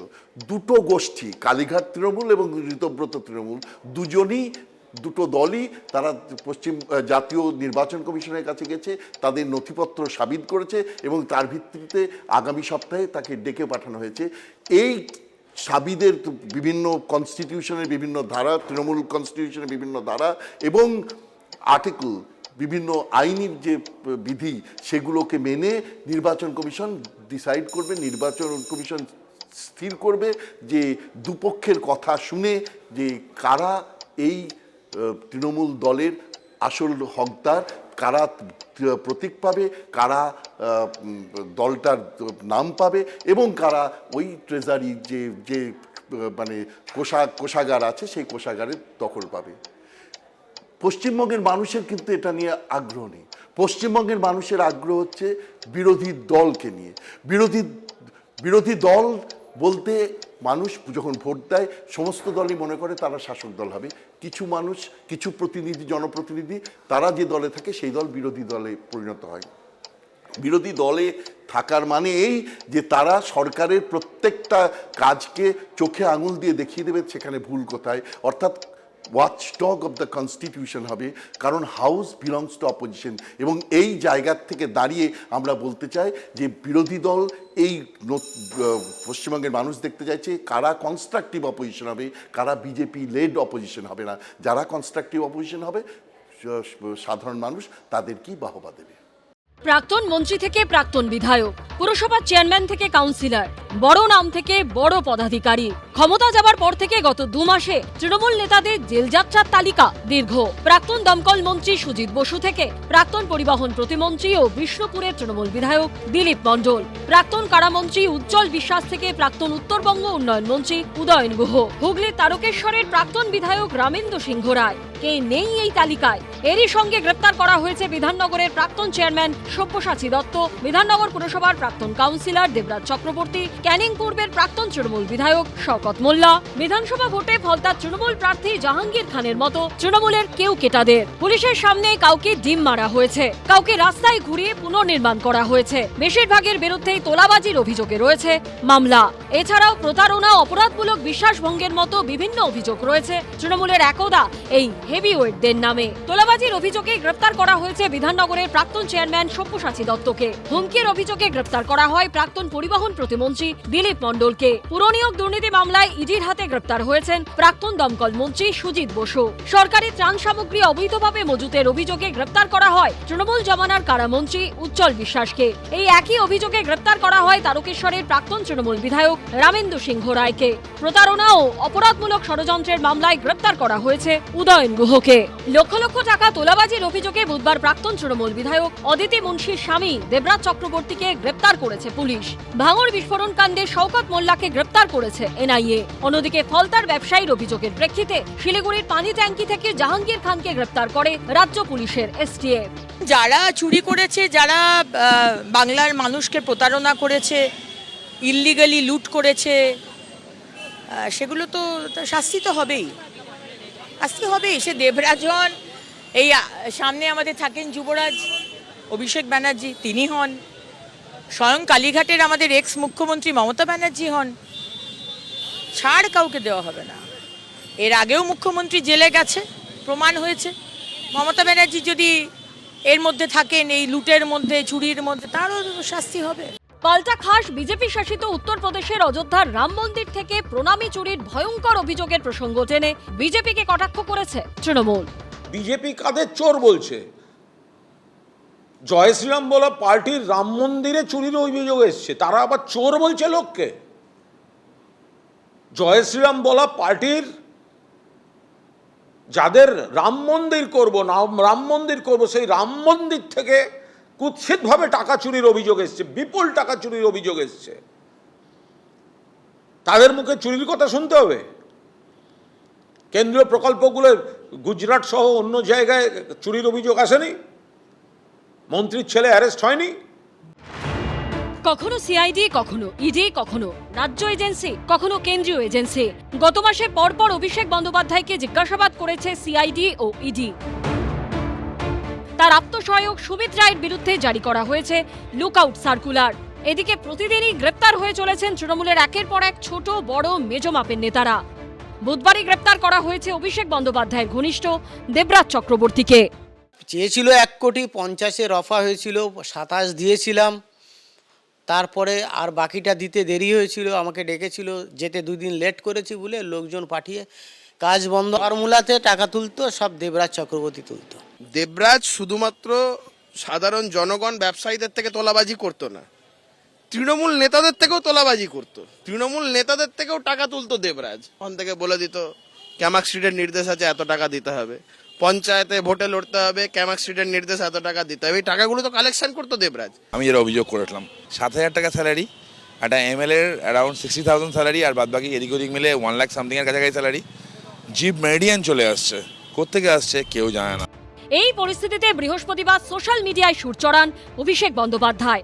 সোশ্যাল মিডিয়ায় তিনি লেখেন, গত কয়েক সপ্তাহেই জিজ্ঞাসাবাদের অজুহাতে পশ্চিমবঙ্গ পুলিশের এসটিএফ ও সিআইডি কোনো যথাযথ নোটিশ ছাড়াই এবং আইনি সুরক্ষার মৌলিক নিয়ম লঙ্ঘন করে আমার অফিসের কর্মী বা আমার সহকারী প্রায় 25 জনকে হঠাৎ তলব করেছে অথবা যথেচ্ছভাবে তুলে নিয়ে যাওয়া হয়েছে। পোস্টের পরের অংশে আরও এক ধাপ এগিয়ে অভিষেক বন্দ্যোপাধ্যায় দাবি করেন, আমার বিরুদ্ধে মিথ্যে বয়ান দেওয়ার জন্য তাদেরকে ভয় দেখানো হচ্ছে, হুমকি ও চাপ প্রয়োগ করা হচ্ছে, তাদের ফোন আড়ি পাতা হচ্ছে, এমনকি পরিবারের মহিলা সদস্যদেরও হয়রানি ও হুমকি দেওয়া হচ্ছে। ওনার অ্যাসোসিয়েটদেরকে গ্রেপ্তার করাতে যদি অসুবিধা হয়, তাহলে আমি তো পুলিশ প্রশাসনকে বলবো ওনারও গ্রেপ্তারি হওয়ার সম্ভাবনা তো সব দিক থেকে দেখা যাচ্ছে। অ্যাসোসিয়েটদের সাথে তাহলে উনি থাকতে পারবেন গ্রেপ্তার হলে, ওনারও গ্রেপ্তার হলে পরে ভালোই হয়, সবাই মিলে একসাথে বসবেন জেলের ভেতরে। লাইসেন্স ছাড়া ওষুধ বিক্রি বা মজুত, অবৈধভাবে ক্লিনিক বা চিকিৎসা প্রতিষ্ঠান পরিচালনা করা, লিঙ্গ নির্ধারণ সংক্রান্ত বেআইনি কার্যকলাপ, তেজস্ক্রিয় জিনিসের অবৈধ ব্যবহার ও সংরক্ষণ। একাধিক চাঞ্চল্যকর অভিযোগ উঠেছে অভিষেক বন্দ্যোপাধ্যায়ের সেবাশ্রয় প্রকল্প নিয়ে। 6টি আইনের 27টি ধারায় মামলা রুজু হল ডায়মন্ড হারবারের তৃণমূল সাংসদের বিরুদ্ধে। ভারতীয় ন্যায় সংহিতার একাধিক ধারা যেরকম দেওয়া হয়েছে, তার পাশাপাশি ড্রাগস অ্যান্ড কসমেটিক্স অ্যাক্টের বিভিন্ন ধারা দেওয়া হয়েছে ক্লিনিক্যাল এস্টাবলিশমেন্ট অ্যাক্টের ধারা দেওয়া হয়েছে, জাতীয় মেডিকেল কমিশনের নিয়ম মানা হয়নি বলে একাধিক ধারা। বিজেপি নেতা অভিজিৎ দাস ওরফে ববির পর এবার অভিযোগ করেছেন সুখদেব দাস নামে ডায়মন্ড হারবারের রায়নগরের এক বাসিন্দা। পুলিশ সূত্রে খবর, গত 2 তারিখে অভিযোগকারী ডায়মন্ড হারবার থানায় একটি লিখিত অভিযোগ দায়ের করেন। সরাসরি অভিযোগ করা হয় অভিষেক বন্দ্যোপাধ্যায়ের বিরুদ্ধে। প্রতারণা, জালিয়াতি, অপরাধমূলক বিশ্বাসভঙ্গ, বেআইনিভাবে চিকিৎসা সেবা প্রদানের ফলে জনস্বাস্থ্য ও নিরাপত্তা ঝুঁকির মুখে পড়েছে, এরকম নানা অভিযোগ করা হয়। যদিও ক্যামেরার সামনে এ নিয়ে কিছু বলতে চাননি অভিযোগকারী। নো কমেন্টস, এখনো পর্যন্ত বলার মতো কিছু আসেনি। কমপ্লেনটা করেছেন আপনি? আমি বললাম নো কমেন্টস, এখনো বলার মতো কিছু আসেনি। অভিযোগের ভিত্তিতে এফআইআর দায়ের হয়। ভারতীয় ন্যায় সংহিতা বা বিএনএস এর 16টি ধারায় রুজু হয়েছে মামলা। 318-র 4 ধারায় প্রতারণা, 319-এর 2 ধারায় অন্যের পরিচয় দিয়ে প্রতারণা, 335 ধারায় মিথ্যা বা জাল নথি তৈরি করা, 336 নম্বর ধারায় জালিয়াতি, 338-এ গুরুত্বপূর্ণ নথি জাল করা এবং সেই জাল নথিকে আসল হিসেবে ব্যবহার করা, ভেজাল বা ক্ষতিকর ওষুধ সংক্রান্ত অপরাধ, ভেজাল ওষুধ বিক্রি বা সরবরাহ, নকল বা ভুয়ো ওষুধ বিক্রি বা বিতরণ, ওষুধ সংক্রান্ত প্রতারণামূলক বা বেআইনি কার্যকলাপ মানুষের জীবন বা ব্যক্তিগত নিরাপত্তা বিপন্ন করার মতো কাজ, আঘাত বা গুরুতর আঘাতের সঙ্গে সম্পর্কিত অপরাধ, অপরাধমূলক ষড়যন্ত্র, সংগঠিত অপরাধে সহায়তা এবং একাধিক ব্যক্তি এক উদ্দেশ্যে অপরাধমূলক কাজের অভিযোগে রুজু হয়েছে মামলা। সেবাশ্রয় নিয়ে অনেক কথা শোনা যাচ্ছিল। আজকে সেই যারা সেবাশ্রয়ের নাম করে মানুষকে ঠকিয়েছিলেন, মানুষের সাথে প্রতারণা করেছিলেন, তাদের মুখোশ আরও আবার খুলে গেল। সত্যি বলতে আমরা অবাক হচ্ছি। মেদিনীপুর মেডিকেল কলেজে মামনি রুইদাস মা হতে এসে মৃত হয়ে বাড়ি ফিরল। তার একদিনের শিশু কোনোদিন তার মা বলতে পারল না এই ভেজাল ওষুধের কারণে। আর আমরা দেখছি এখানে সেবাশ্রয়ের নামে সরকারি ব্যবস্থার পাল্টা একটি ব্যবস্থা করার চেষ্টা হলো, সেটা নাকি ডায়মন্ড হারবার মডেল, এবং সেই ডায়মন্ড হারবার মডেলের নামে সেখানে কোনো রকম কোনো আইনকে পাত্তা না দিয়ে, সমস্ত আইনকে তুচ্ছ করে সে ওষুধ, সে এক্সরে মেশিন, সে ইউএসজি মেশিন, যা যা আইন আছে সমস্ত আইনকে তুচ্ছ করে, আইনের পরোয়া না করে ইচ্ছা মতো, এবং যে চিকিৎসকরা তার নিজস্ব স্পেশালিটিতে চিকিৎসা করতে পারেন, একজন হোমিওপ্যাথিক চিকিৎসক নিশ্চিতভাবেই তিনি মানুষের চিকিৎসা করতে পারেন এবং তিনি হোমিওপ্যাথিক ওষুধ দিয়ে চিকিৎসা করতে পারেন। একজন আয়ুর্বেদ চিকিৎসক নিশ্চিতভাবেই একজন আয়ুর্বেদ ওষুধ দিয়ে মানুষকে চিকিৎসা করতে পারেন। কিন্তু দেখা যাচ্ছে তাদেরকে বাধ্য করা হচ্ছে মডার্ন মেডিসিনের ওষুধ দিতে, আর মানুষকে ঘুরিয়ে আসলে ঠকানো হচ্ছে। আমরা খুব অবাক হচ্ছি। আসলে এই সেবাশ্রয় মানুষের সেবার জন্য না, এটা এই সেবার নাম করে কিছু মানুষের আশ্রয় পাওয়ার জায়গা, অর্থাৎ তারা নেতাদের সেবা দেওয়ার জন্য তাদের আশ্রয় পাওয়া। যারা ওই সেবাশ্রয়ে গিয়ে পৌঁছে মানুষেরকে এরকম ঠকিয়েছেন, তারা এখন বলুন, মুখ খুলুন, অন্যায় করেছেন, বলুন মানুষের সামনে আমরা অন্যায় করেছি। এবং আমরা মনে করি কারোর কোনো আপত্তি ছিল না যদি তারা তখন প্রতিবাদ করতেন। আসলে প্রতিবাদের গলাটা না কেঁপে যেত। মানুষ তার ছোট ছোট সুবিধের জন্য অনেক সময় মুখ বুজে থাকে, এই মুখ বুজে থাকবেন না। আজকে এই সরকার যে ব্যবস্থা নিচ্ছে আমরা তার দেখে নিশ্চিতভাবেই আমরা মনে করি এই দুর্নীতির সমূলে উৎপাদন হবে এবং মানুষের যে অন্যায় হয়েছে মানুষের ওপরে সেই অন্যায়গুলি আর কোনোদিন কেউ করার সাহস করবে না। আসলে আমাদের গত 15 বছর ধরে তিলে তিলে জীবনের সর্বস্তরে এই দুর্নীতি বাসা বেঁধেছে। আমরা আরজিকর মেডিকেল কলেজের ঘটনা দেখেছি, আমরা মেদিনীপুরের কথা বললাম, আমরা কত কত হাসপাতাল, ওয়েস্ট বেঙ্গল ফার্মাসিউটিক্যাল, তার ওষুধ, তার স্যালাইন কী না ঘটেছে। আর আজকে সেবাশ্রয়ের নামে কিছু মানুষকে ভাঁওতা দেওয়া, কিছু মানুষকে ঠকানো এবং জালিয়াতি করা। আমরা মনে করি এই রাজ্যের মানুষ যেভাবে প্রতিবাদ করেছেন, বারে বারে করেছেন, তাদেরকে ছুঁড়ে ফেলেছেন, তাদের এই দেশের আইন তাদেরকে নিশ্চিতভাবেই তাদের অপরাধী হিসেবে গণ্য করবে এবং তাদের সাজা পাবে। তাই মানুষ শাস্তি পাবে, মানুষ শান্তি পাবে তারা শাস্তি পেয়ে। পাশাপাশি মামলা রুজু হয়েছে drug and cosmetics act 1940 ধারাতেও। 18C ধারায় বৈধ লাইসেন্স ছাড়া ওষুধ বিক্রি, মজুদ বা বিতরণ, 27-এর বিয়ের 1 এবং 27-এর বিয়ের 2 ধারায় লাইসেন্স ছাড়া বা আইন বিরুদ্ধভাবে ওষুধ উৎপাদন বা বিক্রি, 27-এর সি ধারায় নিম্নমানের ওষুধ উৎপাদন বা বিক্রি এবং 36-এর এ ধারায় মামলা রুজু হয়েছে। এছাড়া পারমাণবিক বা তেজস্ক্রিয় পদার্থ ব্যবহার, পরিবহন বা সংরক্ষণ করার অভিযোগ আনা হয়েছে অ্যাটমিক এনার্জি অ্যাক্ট 1962 এর 17 নম্বর ধারায়। অভিষেক বন্দ্যোপাধ্যায় সহ অন্যদের বিরুদ্ধে মামলা রুজু হয়েছে pre conception and prenatal diagnostic techniques বা PCPNDT অ্যাক্ট 1994 এর ধারাতেও। 23-এর 1 ধারায় ভ্রূণের লিঙ্গ নির্ধারণ বা লিঙ্গভিত্তিক পরীক্ষা, 23-এর 2 ধারায় আইন লঙ্ঘন, 25 নম্বর ধারায় আইনের অন্যান্য বিধান লঙ্ঘনের অভিযোগে রুজু হয়েছে মামলা। হেলথ খুব একটা সেন্সিটিভ ইস্যু, মানে হেলথ ইস্যুটা এমন একটা মানুষের জীবনকে ডাইরেক্টলি এফেক্ট করে। আজকে যে বিষয়টি আমরা দেখতে পাচ্ছি বা যেটা বারবার চোখে পড়ছে বা যেটা খুব দৃষ্টিকটু লাগছে, সেটা হচ্ছে এই যে বিভিন্নভাবে একজন যে অরিজিনাল বা পেশাগত প্রফেশনাল না, মানে মেডিকেল প্রফেশনাল না, ডাক্তার না, তার কোয়ালিফিকেশন ঠিক কিনা আমরা জানি না, সেই লোকগুলোকে দিয়ে চিকিৎসা করা হয়েছে এবং তার ফলে যে আমরা দেখতে পাচ্ছি বিভিন্ন মানুষ বিভিন্ন অভিযোগ করছে, এটা কিন্তু খুব গুরুত্বের সঙ্গে দেখা উচিত, কারণ এটা খুব গুরুত্বপূর্ণ অভিযোগ। আরও একটা বিষয় যেটা আসছে, দেখুন আমরা যখন একটা কোনো ক্লিনিক্যাল এস্টাবলিশমেন্ট চালাই, ভারতবর্ষে অনলি বিএনএস বা ক্রিমিনাল অফেন্স, ফরজারি, এগুলো ছাড়াও কিন্তু বিভিন্ন আইন অ্যাট্রাক্ট করে। মানে হেলথ যে স্কিম বা হেলথ যে সার্ভিস মানুষকে প্রোভাইড করতে গেলে ভারতবর্ষে কিছু প্যারামিটার্স আছে।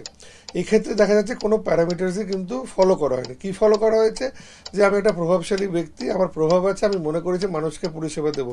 দেখুন, মানুষের আপনি ভালো করতেই পারেন, কিন্তু ভালো করতে গিয়ে আইনটাকে আমি বুড়ো আঙুল দেখাবো, এটা কিন্তু কোনোভাবেই কাম্য না। আমরা যেটা বারবার দেখতে পাচ্ছি যে এই যে আজকে বারবার যে মানুষের সামনে আসছে যে বিভিন্নভাবে যখন মানুষ ট্রিটমেন্ট চাইতে গেছে, তাদেরকে দেখে তারা বলছে যে ডাক্তার, বা আমরা যেটা দেখছি হোমিওপ্যাথি ডাক্তার, সেও কিন্তু ওখানে হোমিওপ্যাথি তার ডিগ্রিকে লুকিয়ে রেখে সে কিন্তু অ্যালোপ্যাথি ট্রিটমেন্ট করে ফেলেছে। এই যে অভিযোগগুলো প্রচণ্ড সিরিয়াস অভিযোগ।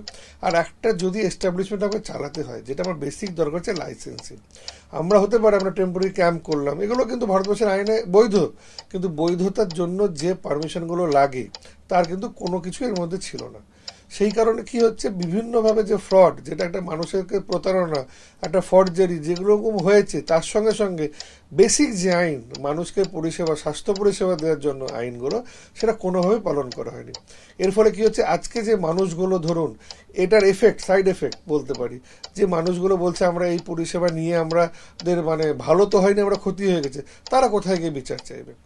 কারণ আমরা জানি যে আজকে বিভিন্ন জায়গায় মামলা করা যেতে পারে, আইন আদালতের কাছে যাওয়া যেতে পারে, আপনি যদি ঠিকভাবে মেডিকেল পরিষেবা না পান। আজকে যদি সেই পরিষেবাটা না পান, আপনি আইনের দ্বারস্থ হতেই পারেন। কিন্তু আজকে যখন দেখা যাবে যে পুরো সিস্টেমটাই, ধরুন আমরা যদি একটা কথা বলি ভুয়ো, মানে সিস্টেমটার কোনো লিগাল এন্টিটি ছিল না, কোনো তার লিগাল স্যাংশন ছিল না, তাহলে আপনি কোথায় যাবেন? কেন আপনি যদি বলেন মেডিক্লেমের যদি আলোচনা আসে, অনেক কিছু আছে যেগুলো সাপোর্টিং, ধরুন ইন্স্যুরেন্স আছে, যদি কোনোভাবে মানুষ তার ফিজিক্যাল ইন্স্যুরেন্সও কিন্তু করে রাখতে পারে, তাহলে সে তো সেই ক্লেমও পাবে না। কারণ যখন তাকে বলা হবে তুমি যে এইখানে গেছিলে, তাহলে প্রপার তুমি প্রেসক্রিপশন, যেটা আমরা আপনাদের মিডিয়ার মাধ্যমে দেখলাম, প্রেসক্রিপশনে কিন্তু ম্যান্ডেটরি হচ্ছে ডাক্তারবাবুর তার যে এনরোলমেন্ট বা তার যে রেজিস্ট্রেশন নাম্বার, সেটা কোথাও আমরা দেখতে পাচ্ছি না। একটা কাগজের মধ্যে একটা প্যাড, তাতে লিখে দেওয়া হচ্ছে। মানে বেসিক্যালি মানুষের জীবন নিয়ে ছিনেমেনে খেলা হচ্ছে, যেটা কোনোভাবেই কাম্য না। আর এই যে আমরা বলছি বা আজকে আমরা যে ডিসকাশন করছি, একটা জিনিস আমাদেরকে মানতেই হবে, যেভাবে বা যে উদ্দেশ্যে এটা করা হয়ে থাকে, আমি উদ্দেশ্যটাকে প্রশ্ন করছি না, কিন্তু প্রপার আইন মেনে করাটা উচিত ছিল, সেটা করা হয়নি। তার ফলে কি হচ্ছে, মানুষের যে আমরা আশা করেছিলাম যে মানুষ উপকৃত হবে, তার থেকে বেশি মানুষের ক্ষতি হয়েছে, যেটা কোনোভাবেই কাম্য না। এর আগে গত 1 তারিখ সেবাশ্রয় নিয়েই দক্ষিণ 24 পরগনার বিষ্ণুপুর থানায় অভিযোগ দায়ের করেন বিজেপি নেতা অভিজিৎ দাস ওরফে ববি। এই যে পুরো ব্লাববাজি করেছে অভিষেক আমাদের এখানকার জনগণের সঙ্গে, ও এখানকার সনাতন সয়েল নয়, ও হচ্ছে বহিরাগত, অথচ আমাদের মানুষদের ঠকিয়েছে। এখানে পঞ্চায়েত নির্বাচন করতে দেয় না, কোনো কিছু করতে দেয় না, ও পুরো সন্ত্রাসী কাজ কারবার চলছে ওর, এবং এখান থেকে কোটি কোটি টাকা শুধু লুট করেছে, ফোর্সফুলি এক্সপায়ারি ডেটের ওষুধ খায়। আপনি দেখুন এরা কেউ হাতুড়ে ডাক্তার ওই হসপিটালগুলোকে নার্সিংহোম থেকে তুলে নিয়ে আসতো, সাদা অ্যাপ্রন পরে তাদের রাখতো। আপনি বলুন তো, এটা কোনো ডাক্তারের প্রেসক্রিপশন হতে পারে? মানে আমরা দেখুন সনাদ্য সয়েল, ওই ডায়মন্ড হারবারের পুকুরে সাঁতার কেটেছি, ওর মাটির গন্ধ জানি, বাতাসের ঘ্রাণ জানি। ওখানকার লোক যে যা পার্টির হোক, যে যে ধর্মের হোক, তার কোনো কষ্ট আমরা সহ্য করতে পারবো না। অভিষেক সরকার বহিরাগত, ও আমাদের রক্ত চুষেছে, আমরা বারবার আত্মরাত করেছি, আমাদের কথা কেউ শোনেনি। কেউ শুনে এর একমাত্র তুলনীয় ববিবাবু সেটা হচ্ছে ওই মানে ভুয়ো ভ্যাকসিন কাণ্ড, যেটা প্রচুর মানুষ শরীরে ঢুকিয়েছিল, তার সঙ্গে তুলনীয় এই জিনিস সত্যি। এবং এই যে আপনার এই যে ছবি, এই যে ছবি অভিষেক যে এত বলছে যে অভিষেকের আশ্বাস সেবাশ্রয়ের বিশ্বাস, দেখুন প্রেসক্রিপশন, এটা কোনো ডাক্তারের প্রেসক্রিপশন হতে পারে? হ্যাঁ, আমি মানে অবাক হয়ে যাবেন, কোনো কিচ্ছু নেই, পুরো মেডিকেল কাউন্সিলের সমস্ত কিছু আইনকে ওয়ে করেছে। আরো দেখুন ডায়মন্ড হারবার বা যে কোনো জেলার যে প্রান্তিক মানুষরা থাকে তার পক্ষে কোনোভাবে বোঝা সম্ভব নয় যে কে ডাক্তার এবং কে নয়। ঠিক এই সুযোগটা যদি to be put behind the bar immediately দেখুন অন দি বেসিস অফ আপনি ক্লোজে নিতে বলুন ক্যামেরাগুলো, আমি প্রেসক্রিপশনগুলো দেখাচ্ছি, আপনি দেখুন কিরকম সমস্ত ফেক, কোনো ডাক্তারের কোনো কিছু নেই, কে আর সই করছে কারা করছে, অভিষেক ব্যানার্জি এবং এ দেখুন সেবাশ্রয়ের প্যাডে এইরকম ভাবে প্রেসক্রিপশন দেওয়া হয়েছে এবং সমস্ত ফেক ওষুধ দেওয়া হয়েছে, সেগুলোর মার্কেটে আপনি নামই শোনেননি। এবং সবচেয়ে বড় কথা যেটা সবচেয়ে বড় কথা, যে ভারতবর্ষে একটা খুব কঠোর আইন আছে, সেটা নাম হচ্ছে pre conception and pre natal diagnostic technique act 1994, ঠিক আছে? তাতে আপনি আলট্রাসোনো বা এক্স রে আপনি স্থানান্তরিত করতে পারবেন না, তার জন্য অনুমোদন দরকার। কেউ যদি আপনার ওখান থেকে যদি ওই আলট্রাসোনোগ্রাফি বা এক্স রে যদি নিয়ে যায়, তাহলে তার তো লাইসেন্স ক্যান্সেল হবে, তার এগেন্সটে কেস হবে এবং এখানে প্রায় 1 লক্ষ টাকা থেকে জরিমানা হবে, 5 বছর অবধি জেল হতে পারে, ঠিক আছে? এবং অভিষেক ব্যানার্জিকে এই অ্যাক্টে ফেলা হবে। কালকে তো আমি সেদিনকে আপনার এই প্রেসে আমার মনে হচ্ছে যে স্লোগান ছিল এই সেবাশ্রয়ের যে সকলের সুস্বাস্থ্য আমাদের অঙ্গীকার, এই তো আমি বলছি সকলের অস্বাস্থ্য আমাদের অস্বীকার। এই জায়গায় আমাদের একটা আইন আছে, আমাদের 1954 একটা আইন আছে, সেই আইনটা হচ্ছে আপনার যে কেউ যদি ভুয়া ভেক আর কি করে, মেডিকেল রেমেডিজ অ্যাক্ট, যেটা যত ভালো বলতে পারবেন, তো সেইখানে সেই অ্যাক্টটাকে পুরো 1954 এর আইনটাকে পুরো উল্লঙ্ঘন করেছে, পুরো ঢপবাজি যেখানে চিকিৎসা হয়। একটা জিনিস বলি, দুটো লেভেলের স্তর, একটা হলো যে স্বাস্থ্যমন্ত্রী মমতা বন্দ্যোপাধ্যায় কি বেহাল অবস্থা করেছিলেন, এবং তারপরে পলিটিক্স অফ ডিসপ্লের পার্ট হিসাবে, মানে মানুষকে দেখাবো শুধুমাত্র তার হিসেবে সেবাশ্রয়ের মানে একটা কর্মসূচি। এবং সবচেয়ে দেখবেন আপনি এই নিয়ে তৃতীয় দিন আপনি তৃতীয় ব্যক্তির থেকে অভিযোগ পেলেন যে আমরা যখন অভিষেক বন্দ্যোপাধ্যায় অফিসের সাথে যোগাযোগ করতে চাইছি, ফোন ধরছে না, কথা বলছে না। তার মানে এক ধরনের চিটিং এবং মানে মার্কেটিং করো। এই যে মার্কেটিং কথাটা তৃণমূলের বিভিন্ন মুখপাত্ররাও বলতেন, মার্কেটিংটা কার্যত তৃণমূল ধরেই নিয়েছিল যে ভাই কিছু না করে শুধুমাত্র প্রচার করো, মার্কেটিং করো, তার মধ্য দিয়ে আমরা দিনের পর দিন জিতে যাবো। কেন বারবার এই তৃণমূল দলটাকে মূর্খের দল বলতাম? আচ্ছা, এই সেবাশ্রয় খোলা, মূর্খ বললে তো মূর্খ ক্রিমিনাল, সবকিছু সবকটা খারাপ এক জায়গায়।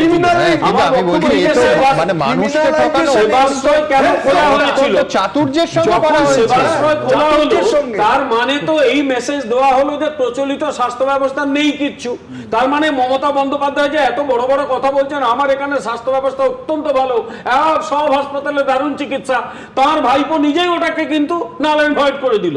দ্বিতীয় কথা হচ্ছে, উনি যেটা করেছিলেন স্রেফ আত্মপ্রচারের জন্য, কিন্তু আত্মপ্রচারের জন্য যেভাবে আত্মপ্রচারটা ভোটের জন্যই করেছিলেন, যেভাবে সাধারণ মানুষ বিশেষত প্রান্তিক মানুষের জীবন নিয়ে খেলেছেন, এটা কিন্তু একটা হেনাস ক্রাইম এবং এই জন্য ওকে অবিলম্বে অ্যারেস্ট করা উচিত। আমি মনে করি এই ব্যাপারে অ্যাকশন নেওয়া হবে এবং ওর বিরুদ্ধে ব্যবস্থা নেওয়া হবে।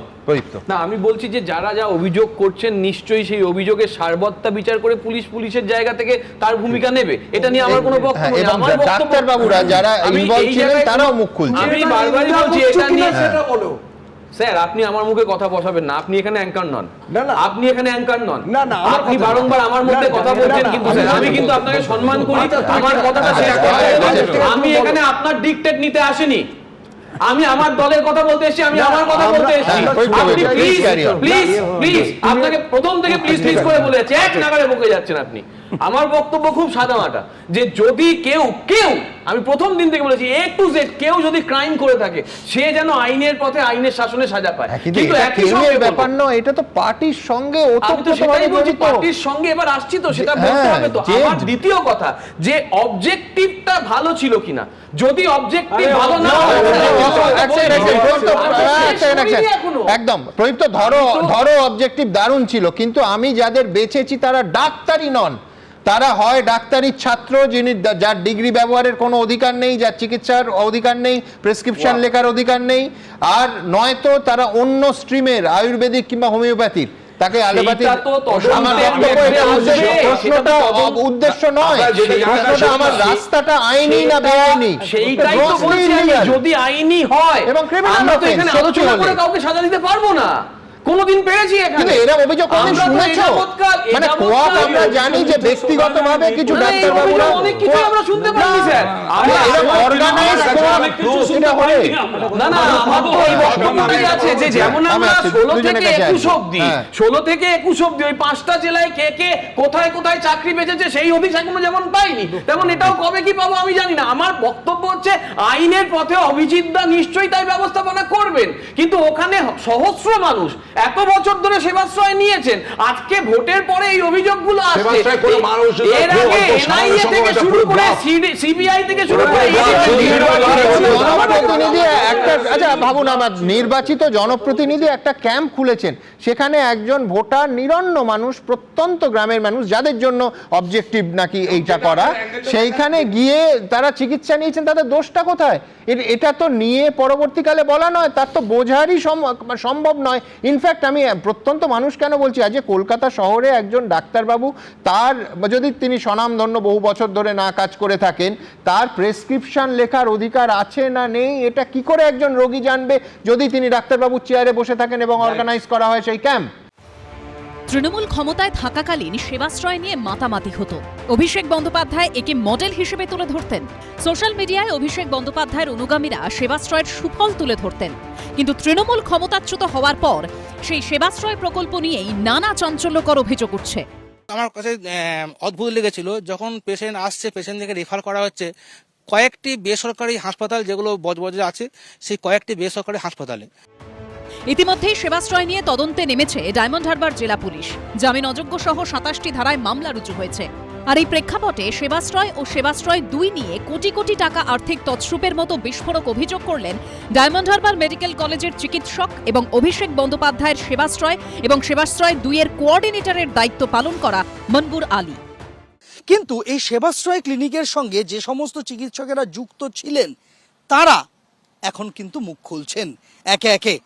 কি পরিস্থিতিতে তাদের কাজ করতে হয়েছিল, যে কাজ তারা করেছিলেন, কেন করেছিলেন, কি কি বেনিয়ম হয়েছিল, এই সমস্ত বিষয়ে একে একে চিকিৎসকেরা মুখ খুলছেন। বিনামূল্যে চিকিৎসা পরিষেবা, গালভরা নাম দেওয়া হয়েছিল সেবাশ্রয়, কিন্তু অভিযোগ সেই সেবার আড়ালেই চলেছে সরকারি প্রকল্পের কোটি কোটি টাকা লুট। অভিযোগ, ক্যাম্পে আসা রোগীদের সরকারি হাসপাতালে না পাঠিয়ে বেসরকারি হাসপাতালে পাঠানো হতো। সেখানে বেশিরভাগ ক্ষেত্রে বিনা কারণেই ভর্তি রাখা হতো রোগীদের। ফ্রিতে চিকিৎসা বলে ভর্তি করিয়ে স্বাস্থ্য কার্ড ব্যবহার করে টাকা তুলে নেওয়া হতো। আমি দেখতে পাচ্ছি যে সিটি স্ক্যান, এমআরআই যেগুলো সরকারি হাসপাতালে ফ্রি করা যায়, সেখানে না গিয়ে ওই প্রাইভেট হাসপাতালে পাঠাচ্ছে।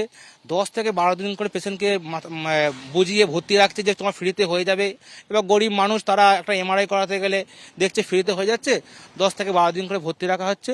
এবং সেই যে 10-12 দিন ভর্তি রাখলো, সেই স্বাস্থ্যসাথী কার্ডের মাধ্যমে সেখানে টাকা তোলা হয়েছে। এর তদন্ত করে দেখা যাবে এরকম অনেক পেশেন্টের ক্ষেত্রেই হয়েছে। মানে ক্যাম্প থেকে পেশেন্টকে রেফার করা হচ্ছে প্রাইভেটে? হ্যাঁ, ক্যাম্প থেকে পেশেন্টকে রেফার করা হয়েছে বজবজের কয়েকটি হাসপাতালে, যেগুলো প্রাইভেট হসপিটাল। এভাবে ঠিক কত টাকা তোলা হয়েছে? অভিযোগকারী চিকিৎসকের দাবি অঙ্কটা মাথা ঘুরিয়ে দেওয়ার মতো। সাধারণ সরকারি হাসপাতালে যে চিকিৎসা বিনামূল্যে পাওয়া যায়, সেটাই বেসরকারি হাসপাতালে গেলে প্রতিদিন সব মিলিয়ে 2 থেকে 3 হাজার টাকা খরচ পড়ত। অর্থাৎ একজন রোগীকে 10 দিন বেসরকারি হাসপাতালে ভর্তি রাখতে পারলেই মিলত 30 থেকে 40 হাজার টাকা। প্রতিদিন বিভিন্ন বেসরকারি হাসপাতালে 100 জন রোগীকে ভর্তি করলে টাকার অঙ্কটা 3 থেকে 4 কোটি টাকায় পৌঁছে যায়, যা গেছে বেসরকারি হাসপাতাল ও নার্সিংহোম মালিকদের কাছে। হাসপাতালে পেশেন্টকে ভর্তি করা হয়েছে, হয়তো ট্রিটমেন্ট দরকারই থাকেনি, হয়তো শুধুমাত্র একটা সিটি স্ক্যান দরকার ছিল, যেটা বাইরে করলে হয়তো 2 থেকে 3 হাজার খরচ, কিংবা প্রাইভেট গভর্নমেন্ট হাসপাতাল করলে ফ্রি। সেটা হাসপাতালে স্বাস্থ্যসাথী কার্ডে ভর্তি করে 10 দিন রাখতে পারলেই হয়তো 30 থেকে 40 হাজার টাকাটা স্বাস্থ্যসাথী কার্ডে বিল তোলা হতো। স্বাস্থ্যসাথী কার্ডে এমআরআই সিটি স্ক্যান হয় না, পেশেন্টকে ভর্তি দেখাতে হবে, ভর্তি করে তবে টাকাটা পাওয়া যায়, সেই হিসাবে টাকা তুলেছে তারা। এক্ষেত্রে ফায়দা নার্সিংহোমের মালিকদের হয়েছে ধরতে গেলে, তারা হয়তো ধরুন প্রতিদিন যদি 100 টাকা পেশেন্টকে ভর্তি করে এইভাবে, তো পার ডে তো 3 থেকে 4 কোটি টাকা করে ইনকাম করতে পেরেছে। এইভাবে সেবাশ্রয় 1, সেবাশ্রয় 2 হয়েছে প্রায় 70 দিন 60 দিন ধরে। অর্থাৎ মুখে বলা হয়েছে চিকিৎসা হচ্ছে বিনা পয়সায়, কিন্তু অভিযোগ হাজার হাজার টাকা কেটে নেওয়া হয়েছে স্বাস্থ্যসাথীর কার্ড থেকে। চিকিৎসাটা বিনা পয়সা শুনতেই হচ্ছে, কিন্তু অ্যাকচুয়ালি স্বাস্থ্যসাথী কার্ডের মাধ্যমে বেসরকারি হাসপাতালে যারা গেছে তাদের ট্রিটমেন্টটা স্বাস্থ্যসাথী কার্ডের মাধ্যমেই হয়েছে। স্বাস্থ্যসাথী থেকে যে আমি 5 লাখ টাকার চিকিৎসা পেতাম, তার মানে আমার সেই টাকা থেকেই আমার চিকিৎসা, ওই স্বাস্থ্যসাথী কার্ডে যে 5 লাখ টাকা ছিল সেখান থেকেই কাটা হচ্ছে। ট্রিটমেন্টটা অ্যাকচুয়ালি স্বাস্থ্যসাথী কার্ডের মাধ্যমে হয়েছে, ফ্রিতে চিকিৎসা হয়নি। দরকারও ছিল না, হয়তো একটা রিপোর্ট দরকার ছিল মেনলি, কোনো একটা রিপোর্টের জন্য তাকে 10 দিন ভর্তি করে রাখা হয়েছে। এবং সেই 10 দিনের হিসাব মতো স্বাস্থ্যসাথী কার্ডে যে নিয়ম আছে, ওয়ার্ডে ভর্তি করলে হয়তো 1.5 থেকে 2,000 করে পার ডে হিসাবে, বা আইসিইউতে রাখলে সেটা 3,000 4,000 করে পাওয়া যায়, সেই হিসাবে 10 থেকে 12 দিন ভর্তি রেখে টাকা তুলেছে। এখানেই শেষ নয়, প্রায় 2-2.5 মাস ধরে চলা এই সেবাশ্রয় 2 মেডিকেল ক্যাম্পে হাজার হাজার মানুষ চিকিৎসা করাতে গেছেন। কেউ হৃদযন্ত্রের অসুবিধা নিয়ে গেছেন, কেউ বিভিন্ন স্ত্রীরোগ নিয়ে গেছেন, কেউ আবার চোখ দেখাতে গেছেন। কিন্তু সেই সেবাশ্রয়েরই কোঅর্ডিনেটরের দায়িত্ব পালন করা সরকারি চিকিৎসক বলছেন, রোগীদের সঙ্গে কার্যত প্রতারণা করা হয়েছে। কারণ গলায় স্টেথো ঝুলিয়ে যারা প্রতিদিন ক্যাম্পে বসে সকাল সন্ধে চিকিৎসা করেছেন, তাদের মধ্যে প্রায় 90% পাশ করা ডাক্তার নন। বিশেষজ্ঞ চিকিৎসকের বদলে কার্যত ডাক্তারি ছাত্রদের এনে চিকিৎসার পাশাপাশি বিনামূল্যে চিকিৎসা শিবিরের আড়ালে ঘুরিয়ে স্বাস্থ্যসাথী থেকে কোটি কোটি টাকা তুলে নেওয়ার অভিযোগ উঠেছে। ক্যাম্পে ম্যাক্সিমাম ডাক্তার যারা আসছিল তারা আয়ুর্বেদিক, হোমিওপ্যাথিক, ডেন্টাল এবং maximum student, Ayurvedic student, homeopathic student, যারা আসছে তার মধ্যে ম্যাক্সিমাম স্টুডেন্ট ছিল আয়ুর্বেদিক। ডাক্তার পাশ করা আয়ুর্বেদিক খুব কমই ছিল, কয়েকজন, হ্যাঁ, ম্যাক্সিমাম স্টুডেন্ট ছিল, যেটা সম্পূর্ণভাবে একদম বেআইনি। এবং এইভাবে মানুষকে নিয়ে ছিনিমিনি খেলাটাও এটা একদম অপরাধযোগ্য। অভিযোগকারী নিজে একজন সরকারি চিকিৎসক। অভিষেক বন্দ্যোপাধ্যায়ের সেবাশ্রয় কর্মসূচিতে কোঅর্ডিনেটর হিসেবে কাজ করেছেন। তার দাবি, খুব কাছ থেকে দেখেছেন কি করে সরকারি প্রকল্পের টাকা নয়ছয় হয়েছে। তবে প্রশ্ন হচ্ছে, সব জেনে শুনেও কেন চুপ করেছিলেন তিনি? আমি তো প্রথমে চিকিৎসক হিসেবে ক্যাম্পে এসেছিলাম, তারপরে ক্যাম্পে করতে করতে আমাকে দায়িত্ব দেওয়া হয়েছিল। ক্যাম্পটা করেছিলেন অভিষেক ব্যানার্জি এবং তার সঙ্গে 4-5 জন ডাক্তার মেনলি কন্ট্যাক্টে ছিল, যোগাযোগে ছিল, ক্যাম্পটা আয়োজন করেছিল। তাদের কাছে আমি অনেকবার বলার চেষ্টা করেছি, তারা সেইভাবে আমাকে পাত্তা দেয়নি। হ্যাঁ, তো সেই জন্য আমি নিজের মতো করে আমি ডিউটি করেছি, আমি ক্যাম্প করেছি এবং নিজেকে আমি চুপচাপ রেখেছিলাম, কারণ তখন একটা অন্যরকম ব্যাপার ছিল। মুখ খুললে হয়তো শাস্তি পেতে হতো, যদি মুখ খুলতাম হয়তো আমার বিপদ হতো। সুমন, কতটা পথ হাঁটলে পরে পথিক বলা যায়, ঠিক সেই রকমই কত প্রভাবশালী হলে পরে এত অভিযোগ থাকা সত্ত্বেও জেলে যায় না। প্রদীপ তো বলছিলেন যে আইনের পথে সাজা পাবে। আমার প্রশ্ন, কবে সাজা পাবে? এত বছর কেন সাজা দেওয়া হয়নি? একটা কথা আপনি বললেন ববিদা, পিসিপিএনডিটি অ্যাক্ট, যে 94 সালের আইন, তাতে যা সাজা আছে তাতে অন্তত আগামী 10 বছর বেরোবার কথা নয়, যা আমি শুনলাম। এটা কি hospital, nursing home, pathological laboratory? এর কোনো কার্যত, কিন্তু তুমি যদি স্ট্রাকচারালি দেখো, রাজ্যের স্বাস্থ্য ব্যবস্থা সমান্তরাল একটা স্বাস্থ্য ব্যবস্থা ডায়মন্ড হারবারে চলতো এবং সেটা পাবলিসাইজ করা হতো। কোনো এর লাইসেন্স ছিল? ফেক প্রেসক্রিপশন এবং ফেক ডাক্তার। অন্তত আমি আজকে যা শুনলাম, নিয়োগ দুর্নীতি, বালি চুরি, কয়লা চুরি, মিস্টেক শুধু ডায়মন্ড হারবার নয়, নন্দীগ্রাম, বসিরহাট, মেটিয়াবুরুজেও এই সেবাশ্রয় হয়েছে। সেই ডাক্তাররা কোথায়? তাহলে আমি জানতে চাইবো, জেলে উঠবেন? ববিদার জেলে ঢুকবে না। ববিদার আজকে যা শুনলাম তাতে কপাল চাপড়ানো ছাড়া কোনো রাস্তা নেই যে কি হয়েছে পশ্চিমবাংলায় গত 15 বছরে। আজকের এই দুর্নীতিটার সঙ্গে অন্তত আমরা সাধারণ বাঙালিরা, পকেট খালি বাঙালিরা, আমরা জানতামই না। আমি এত অভিযোগ করেছি, ডিএম থেকে আরম্ভ করে আপনার হেলথ ডিপার্টমেন্টে প্রিন্সিপাল সেক্রেটারির কাছে কিচ্ছু হয়নি এবং পুরোটা হয়েছে স্বাস্থ্য দপ্তরের ধরুন নাকের ডগায়, একদম নাকের ডগায়। এবং আমার কাছে তো সমস্ত এভিডেন্স চলে আসে। আমি ওখানকার 3 বারের লোকসভার ক্যান্ডিডেট, আমি সন অফ দ্য সয়েল। বারবার অভিযোগ করেছি যে ওরা এখানে আল্ট্রাসাউন্ড আনে কি করে, ওরা কি করে এক্সরে নিয়ে আসে, কারা এরা, কোত্থেকে আসছে এইসব এবং এত পয়সা আসছে কোত্থেকে? এ পুরো এইটা নিয়ে আমি যখন ধরবো, একদম অক্টোবর মধ্যে পেঁচিয়ে ধরবো। প্রত্যেকটা আইন কোমর ভেঙেছে। তোমার যেমন সন্দীপ ঘোষের নামে কমপ্লেন হয়েছিল, ওকে ন্যাশনাল মেডিকেল, এটা দুর্নীতি নয় সুমন, এটা হচ্ছে criminal conspiracy against common man. সাধারণ মানুষ যারা কিচ্ছু হয়তো বোঝে না, আমিও বুঝতাম না, কারণ আমি যে ডাক্তারকে বলি প্রেসক্রিপশন করতে, তার কি আমি লাইসেন্স দেখি নাকি কখনো? তাকে নিয়ে গিয়ে ফেক লোককে দাঁড় করিয়ে মানুষকে তাদের প্রেসক্রিপশন দেওয়া, লোভ দেখানো, এর মতো ক্রিমিনাল কনস্পিরেসি যে করেছে, ওটা শুধু ক্রিমিনাল নয়, এটা নটোরিয়াস ক্রিমিনাল। ওটাকে সমাজে ছেড়ে রাখাটা মুশকিল। ওকে যা বলা উচিত, এটা একেবারে দেশদ্রোহিতার শামিল, মানুষকে হত্যা করা, মানুষের বিরুদ্ধে চক্রান্ত এটা। এবং সবচেয়ে কথা যে ও মানে যত মিডিয়া এবং যত আপনার হোর্ডিং ইউপোল গুলো সমস্ততে আপনার একটা যেটা বলছে ড্রাগস এন্ড কসমেটিক 1940 যেটা রয়েছে এবং drugs and magic remedies act objectionable advertisement act 1954 পুরোপুরি আইনে পড়ে। ও ন্যাশনাল মেডিকেল কমিশনের 2019 এর একটা পড়ছে।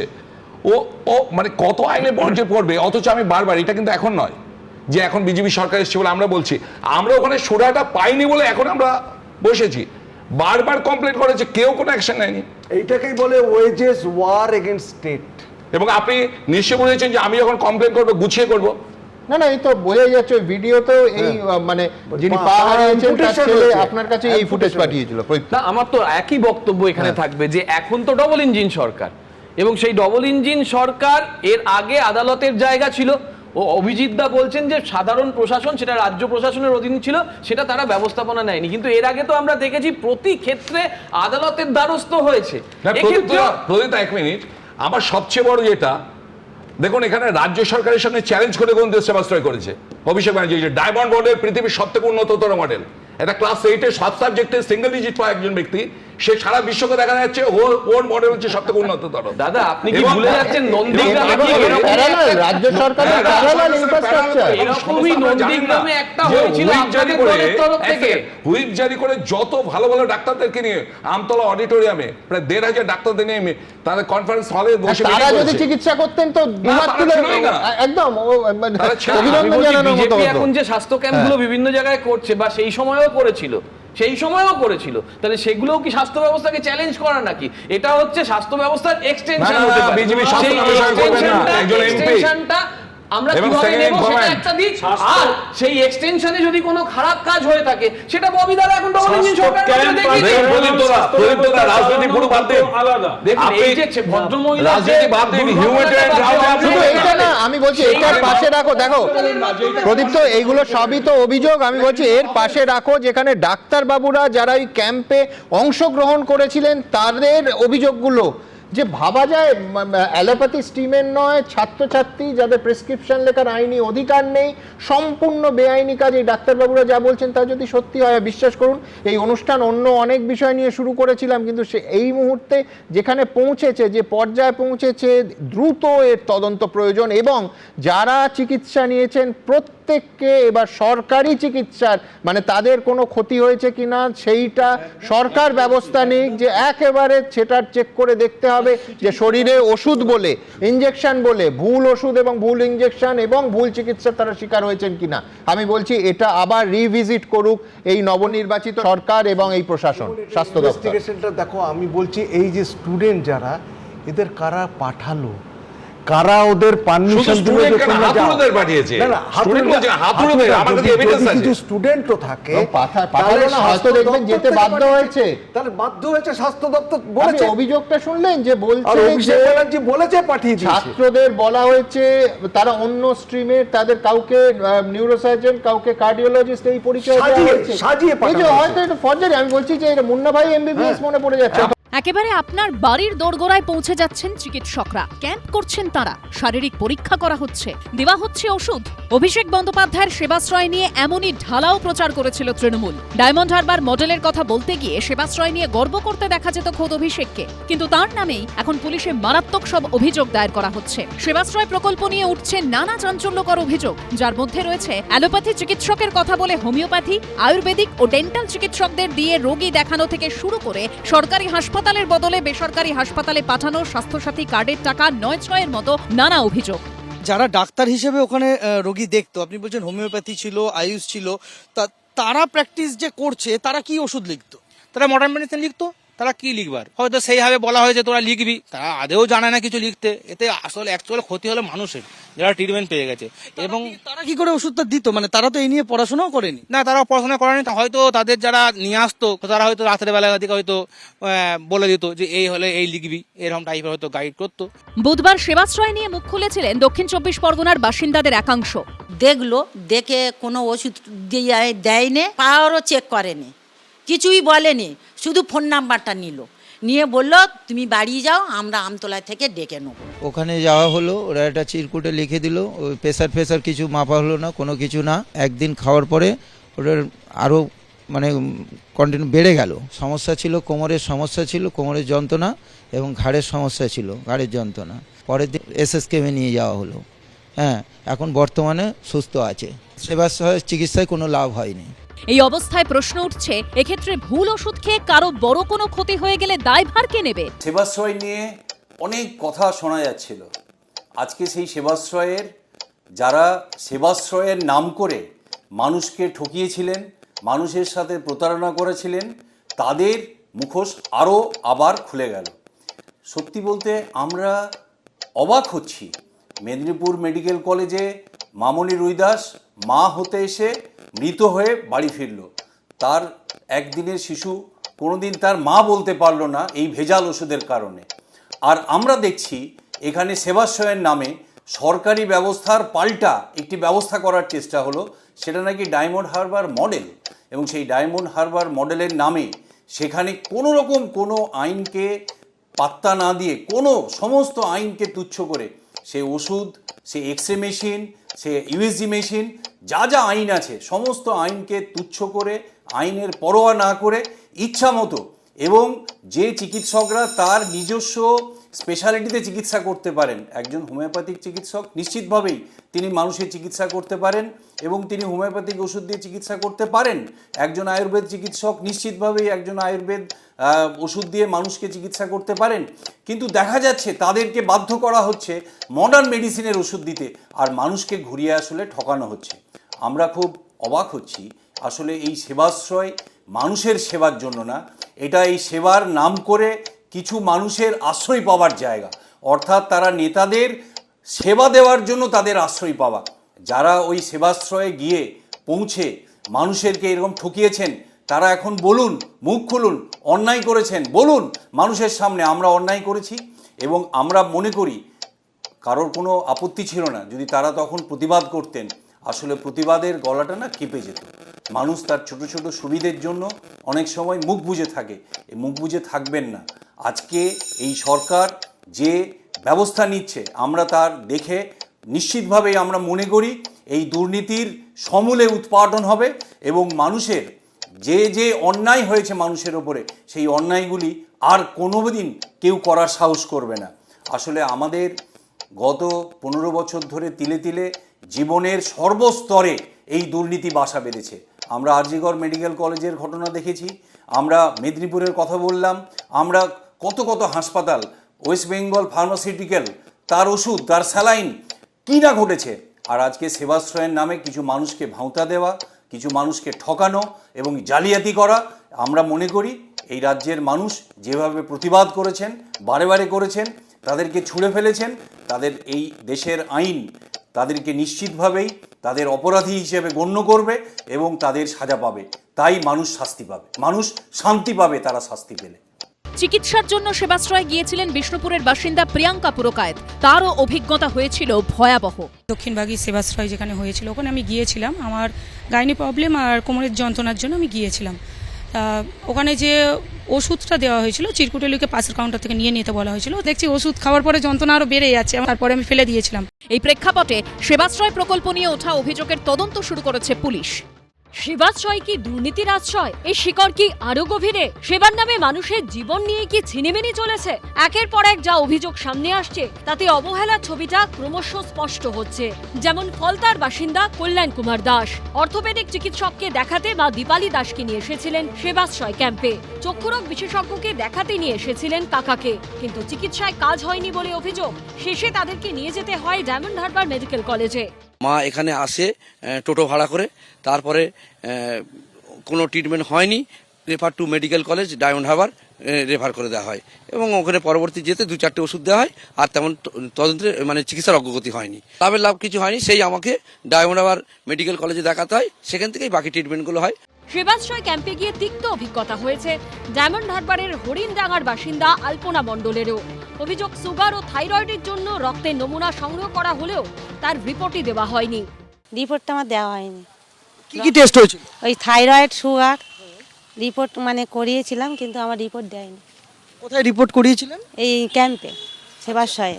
সেবাশ্রয়ে এসে যথাযথ চিকিৎসা না পেয়ে ভোগান্তির অভিযোগ তুলছেন এমন অনেকেই, যেমন ডায়মন্ড হারবারেরই হরিণডাঙ্গার আরেক বাসিন্দা অখিল বন্ধু হালদার। ফলতার হরিণডাঙ্গা এলাকার বাসিন্দা অখিল বন্ধু হালদার তার স্ত্রী রীনা হালদারকে নিয়ে এসেছিলেন সেবাশ্রয় ক্যাম্পে চোখ দেখাতে।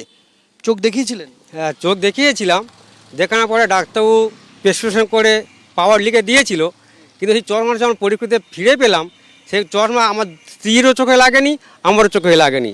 শুধু দিয়েছে, চশমার কোনো কাজে আমরা পাইনি, কোনো উপকৃত আমাদের হয়নি। এইসব বাজে বাজে ব্যাপার, এইসব শুধু লোক দেখানি করছে, কিছুই মানুষের উপকার আশা করি হয়নি, কারণ আমার তো একদমই হয়নি। অভিষেক বন্দ্যোপাধ্যায়ের সেবাশ্রয় নিয়ে একদিকে অভিযোগের পাহাড়, আরেকদিকে আদালতে পরপর ধাক্কা খাচ্ছেন ডায়মন্ড হারবারের তৃণমূল সাংসদ। এ নিয়ে পরপর 3 বার কণ্ঠস্বর সংক্রান্ত মামলায় আদালতে ধাক্কা খেলেন অভিষেক বন্দ্যোপাধ্যায়। 8ই জুলাই অর্থাৎ আগামী বুধবার সকাল 10টায় বিধাননগর আদালতে অ্যাডিশনাল চিফ জুডিশিয়াল ম্যাজিস্ট্রেটের উপস্থিতিতে কণ্ঠস্বরের নমুনা দিতে হবে অভিষেক বন্দ্যোপাধ্যায়কে।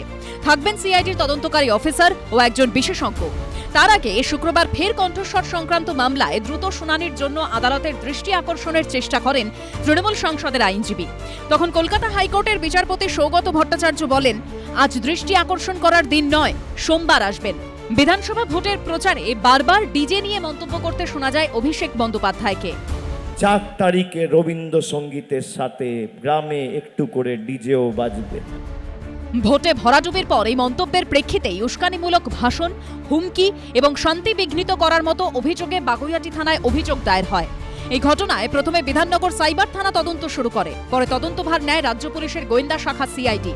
অভিষেক বন্দ্যোপাধ্যায়কে ভবানী ভবনে প্রায় 6.5 ঘন্টা ধরে জিজ্ঞাসাবাদও করেন সিআইডি আধিকারিকরা। এদিকে এফআইআর খারিজের আর্জি জানিয়ে কলকাতা হাইকোর্টের দ্বারস্থ হন অভিষেক বন্দ্যোপাধ্যায়। তার আবেদনের ভিত্তিতে 21শে মে বিচারপতি সৌগত ভট্টাচার্য বলেন, একজন সর্বভারতীয় দলের সাধারণ সম্পাদক যদি এই ধরনের মন্তব্য করেন, তাহলে চিন্তা করে দেখুন ভোটের ফল অন্যরকম হলে কি হতো। তদন্তে সহযোগিতা করতে হবে তৃণমূল সাংসদকে। একজন সাংসদ হয়ে কিভাবে তিনি এই ধরনের মন্তব্য করলেন? এরপরই কলকাতা হাইকোর্ট নির্দেশ দেয়, আদালতের নির্দেশ ছাড়া অভিষেক বন্দ্যোপাধ্যায়ের বিরুদ্ধে কড়া পদক্ষেপ করবে না পুলিশ। 30শে জুলাই বা পরবর্তী নির্দেশ না দেওয়া পর্যন্ত বহাল থাকবে রক্ষা কবচ। এরই মধ্যে মূল মামলায় বিধাননগর আদালত নির্দেশ দেয়, মঙ্গলবার বিকেল 4টের মধ্যে অভিষেক বন্দ্যোপাধ্যায়কে তাঁর গলার স্বরের নমুনা দিতে হবে। সেই নির্দেশও চ্যালেঞ্জ করে কলকাতা হাইকোর্টে যান তৃণমূল সাংসদ। মঙ্গলবার সেই মামলায় জোর ধাক্কা খান অভিষেক বন্দ্যোপাধ্যায়। বিচারপতি প্রশ্ন করেন, তদন্তকারী সংস্থা কিভাবে তাদের তথ্য প্রমাণ সংগ্রহ করবে সেটা তাদের ব্যাপার, আদালত কেন হস্তক্ষেপ করবে? অভিষেক বন্দ্যোপাধ্যায়ের আইনজীবী সওয়াল করেন, তার মক্কেল তো স্বীকার করেছেন যে কণ্ঠস্বর তাঁর। বিচারপতি বলেন, কেউ যদি খুন করে থানায় গিয়ে স্বীকার করে, তাহলে কি পুলিশ আইন মেনে তদন্ত করবে না? যদি কণ্ঠস্বর তাঁরই হয়, তাহলে পুলিশের কাছে গিয়ে আবার নমুনা দিতে অসুবিধা কোথায়? বিচারপতি আরো বলেন, এই মামলা ইতিমধ্যে অন্য এজলাসে বিচারাধীন রয়েছে, সেখানে গিয়ে যা বলার বলুন। অভিষেক বন্দ্যোপাধ্যায়ের আইনজীবী সওয়ালে বলেন, আমার মক্কেলকে আদালত এই শর্তে রক্ষা কবচ দিয়েছিল যে তিনি তদন্তে সহযোগিতা করবেন। এখন কণ্ঠস্বর না দিলে তো পুলিশ অসহযোগিতার অভিযোগ করবে। সওয়াল জবাব শেষে বিধাননগর আদালতের নির্দেশে কোনো স্থগিতাদেশ দেননি বিচারপতি তীর্থঙ্কর ঘোষ, মেলেনি রক্ষা কবচ। উল্টে অন্য বিচারপতির এজলাসে মামলা চলার কারণে এই মামলা থেকেই সরে দাঁড়ান বিচারপতি তীর্থঙ্কর ঘোষ। শুক্রবার ফের আদালতে গিয়ে ধাক্কা খেলেন অভিষেক বন্দ্যোপাধ্যায়। দেখুন, অতীতে কোর্টও দেখেছে এই ধরনের ব্যক্তিরা কিভাবে আইনকে বুড়ো আঙুল দেখিয়ে তাদের ক্ষমতা অপব্যবহার করেছে। শুধুমাত্র রাজ্যের মুখ্যমন্ত্রী তার পিসি থাকার কারণে একের পর এক অন্যায় করেছেন, পার পেয়ে গেছেন। তৃণমূল কংগ্রেস ক্ষমতায় ছিল, সেই সময় রাজনৈতিক বিভিন্ন জায়গায় বক্তৃতা করতে গিয়ে একাধিক এমন কথা বলেছেন যে কথাগুলো মানে সরাসরিভাবে বলতে গেলে in serious contravention with the law of land. তারপরেও তার বিরুদ্ধে কোনো ব্যবস্থা হয়নি। কেউ পার পাবে না, এখানে কেউ অ্যাবভ দি ল নয়। আমরা বলেছি আইনকে যে ভাঙবে সেখানে কোনো রং দেখা হবে না। কে অভিষেক ব্যানার্জি, কে মমতা বন্দ্যোপাধ্যায়, কে কৌস্তব বাগচি, কে হুমায়ুন কবির, কিচ্ছু এসে যায় না। কোনো দল মত কিচ্ছু দেখা হবে না। কেন্দ্র এবং রাজ্যের যাবতীয় এজেন্সির তদন্তের অভিমুখ প্রত্যাশিতভাবেই অভিষেকের দিকে। সিআইডি, ইডি, সিআইডির তলবের হ্যাট্রিক আজকে হচ্ছে। দলের মধ্যে সর্বস্তরে নেতাকর্মীদের একটা বড় অংশের ক্ষোভের লক্ষ্য অভিষেক তো ছিলেনই, আজ তাতে যুক্ত হলো পরিবারের ভেতর থেকে ওঠা মারাত্মক অভিযোগ। স্বয়ং অভিষেক বন্দ্যোপাধ্যায়ের কাকা বাবুন বন্দ্যোপাধ্যায় দলের ভরাডুবির জন্য তার ভাইপোকে দায়ী করেছেন। অন ক্যামেরা বাবুন বন্দ্যোপাধ্যায় বলছেন, তৃণমূলের এই অবস্থার জন্য দায়ী অভিষেকই। সুতরাং এরপর বলতেই হয় all roads lead to Camac street. আর আজ আবার বলছি, তলবের হ্যাট্রিক করে সিআইডি অভিষেক বন্দ্যোপাধ্যায়কে ডেকেছে ডিজে বাজানো নিয়ে তার অত্যন্ত উস্কানিমূলক এই মন্তব্যগুলোর জন্য। কিন্তু যার অভিযোগের ভিত্তিতে এই কেস, সেই রাজীব সরকার এই মুহূর্তে আমার সঙ্গে স্টুডিওতে আছেন। আপনি রাজীববাবু 5ই মে বাগুইহাটি থানায় অভিযোগ করেন। কি অভিযোগের মানে ভিত্তি ছিল, কি অভিযোগ ছিল এবং কোন আশঙ্কা থেকে করেছিল? দেখুন, 5ই মে আমি অভিযোগ দায়ের করি। সেটা পরবর্তীকালে ট্রান্সফার হয় বিধাননগর সাইবার পিএসে। সাইবার পিএস আমাকে 15/5 আমাকে এফআইআর লজ করায় এবং 17/5 আমি আরেকটি কমপ্লেন লজ করি, সেটা রিজু দত্তকে নিয়ে। আচ্ছা, কেন? এবং ওটা পরে আসছি, আমি আগে বলে নিই। সেকেন্ড হচ্ছে, আর তারপর ওটা সিআইডি ট্রান্সফার নিয়ে নেয় নিজেদের, এবং সিআইডি এখন বর্তমানে তদন্ত করছে। অভিযোগের বিষয়বস্তু এটা ছিল, এটা শুধু ডিজে বাজানোর মন্তব্যের জন্য নয়, এর পিছনে একটা বড় কনস্পিরেসি আছে। কনস্পিরেসিটা হচ্ছে 2021 সালে ভোট পরবর্তী হিংসা যেটা হয়, সেই হিংসার পরে প্রচুর মানুষ মারা যান, বাড়িঘর পোড়ানো হয়, অনেক কিছু হয়। কলকাতা শহরে কাঁকুরগাছিতে একদম কলকাতা শহরেও হয়েছে। 2021 সালের পরে যখন এই ভোট পরবর্তী হিংসাটা হয়, সেই সময় সরকার আবার পুনরায় নির্বাচিত হয়ে ফিরে আসেন। কিন্তু এই যে ভোট পরবর্তী হিংসাটা, এর সঙ্গে এই যে ঘটনাটা ঘটে, এর সঙ্গে তৃণমূলের উচ্চতর নেতৃত্ব তারা কিন্তু ওয়াকিবহাল ছিলেন। এবং তৎকালীন মাননীয়া মমতা ব্যানার্জি, যিনি আমাদের প্রাক্তন মুখ্যমন্ত্রী, তিনি যে জানতেন না এটা ভুল কথা, কিন্তু তিনি সেই সময় চুপ ছিলেন, বা পুলিশ প্রশাসন তখন চুপ ছিল, তাও ঠিক ছিল। কিন্তু 2026 বিধানসভা ভোটের সময়, ভোট ঘোষণার পরে অভিষেক ব্যানার্জি যখন এই বক্তব্যটা উনি রাখেন, ডিজে নাম করে যে বক্তব্যটা রাখেন, অ্যাকচুয়ালি এই বক্তব্যটা কিন্তু ডিজে সংক্রান্ত বা উনি হুমকি দিচ্ছেন এটা বড় বিষয় নয়। উনি যেটা ইন্ডিকেট করেছেন যে যদি আপনারা এই মানে হয় থেমে যান বা আপনি যাই করুন, আমরা কিন্তু 2011 ওই ভোট পরবর্তী হিংসাকে কিন্তু আমরা কন্টিনিউ করব এবং এর থেকে আরও ভয়ঙ্কর হবে। এটা একটা ক্রিমিনাল কনস্পিরেসি এবং এটা খুব বড় একটা মানে ষড়যন্ত্র, কারণ এটা উপর মহলের যারা তৃণমূলের একদম উচ্চতর নেতৃত্ব, তারা ছাড়া এটা সম্ভব নয় কোনোভাবে। এই যে উনি সব থেকে বড় কথা, উনি তো একটার পর একটা জনসভায় বলে গেছেন, সুতরাং যদি কোনো চেকস অ্যান্ড ব্যালেন্সের কেউ যুক্তি ওঠে, সেই যুক্তি খারিজ হয়ে যাবে, কারণ উনি তো বলেই গেছেন। একদম। আরেকটা সবচেয়ে বড় বিষয় হচ্ছে যে এই যে উনি বলেছেন এবং ভোট মানে ফল ঘোষণার 48 ঘন্টার মধ্যে কমপক্ষে আমার সম্ভবত 4 জন মারা যান, তার মধ্যে তৃণমূলের 2 জন, বিজেপির 2 জন। বিষয়টা মৃত্যু নয়, কোন পার্টির মৃত্যু সেটা নয়, এটা হচ্ছে ওই ভোটের সময় অভিষেক ব্যানার্জি যে বক্তব্য রেখেছেন, এটা তার ফলাফল।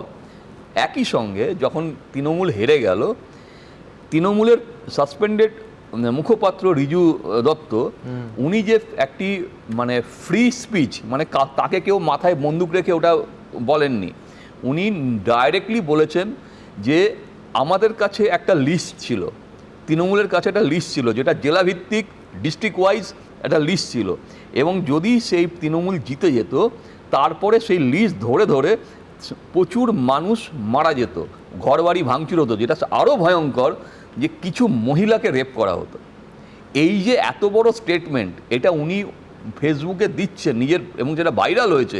আমার কাছে একটাই প্রশ্ন, আমি কমপ্লেনটা করেছি, এই কমপ্লেনটা শুধু ডিজে মন্তব্য নিয়ে করা হয়েছে, এটা ঠিক, কিন্তু এর সঙ্গে কানেক্টিং আমরা যেগুলো অনেক কিছু আমরা মিডিয়াকে বলিনি, সেই জিনিসগুলো রয়েছে, কারণ এটা একটা ইনভেস্টিগেশন। আমরা চাই না বলছেন রিজুর বক্তব্য সত্যি হলে টার্গেটেড অ্যাটাক। হ্যাঁ, এটা একটা প্রিপ্ল্যান্ড অ্যাটাক, এটা প্রিপ্ল্যান্ড একটা ক্রিমিনাল কনস্পিরেসি। তো এটাকে সামনে আনাটা খুব জরুরি। আজকে সবচেয়ে বড় ঘটনা যে ধরে নিন যে লিস্টটা হয়ে রয়েছে, সেই লিস্টে তো কিছু লোকের নাম আজও রয়েছে।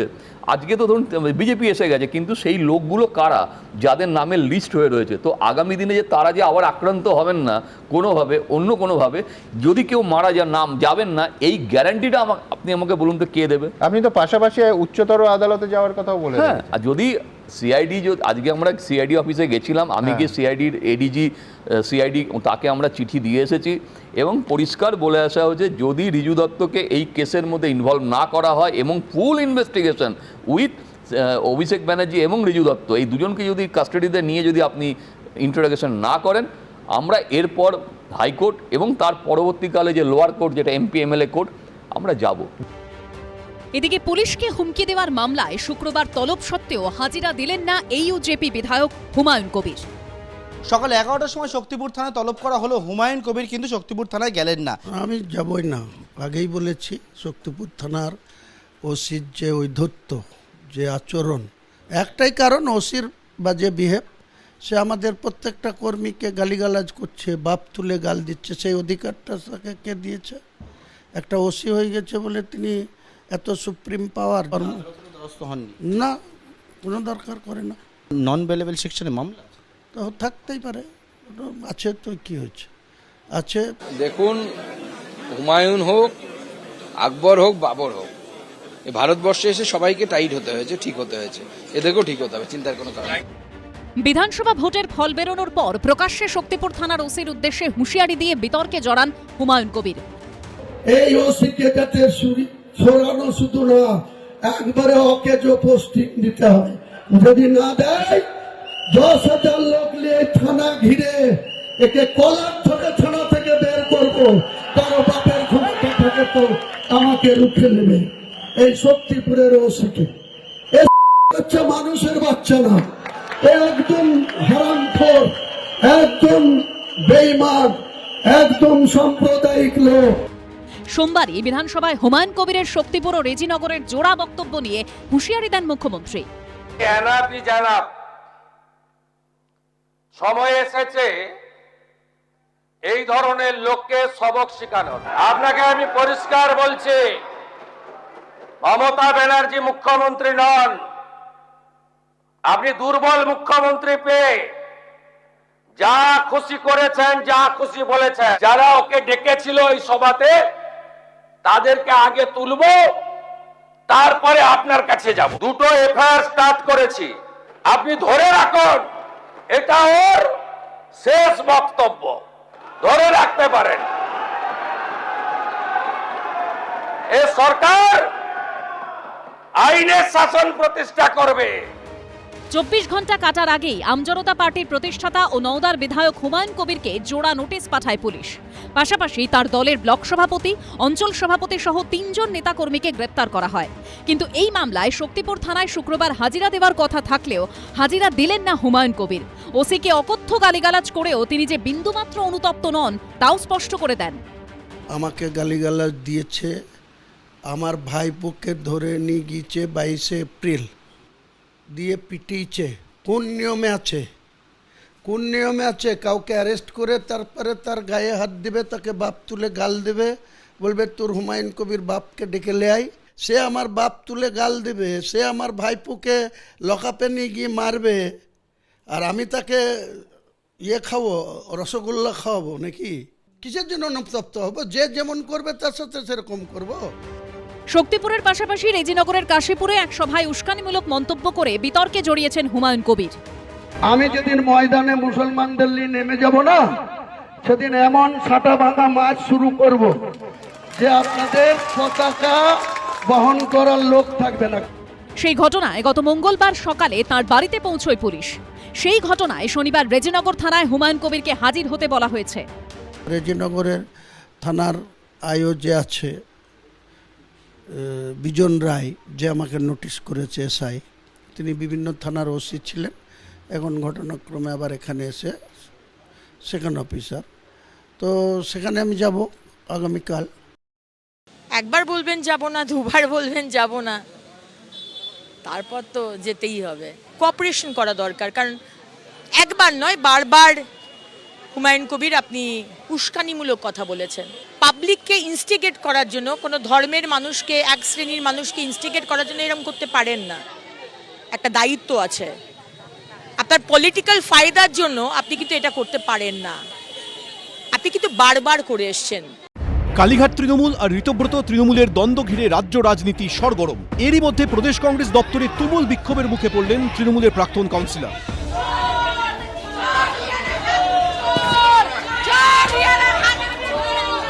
উঠল চোর স্লোগান, ছোড়া হলো ডিম।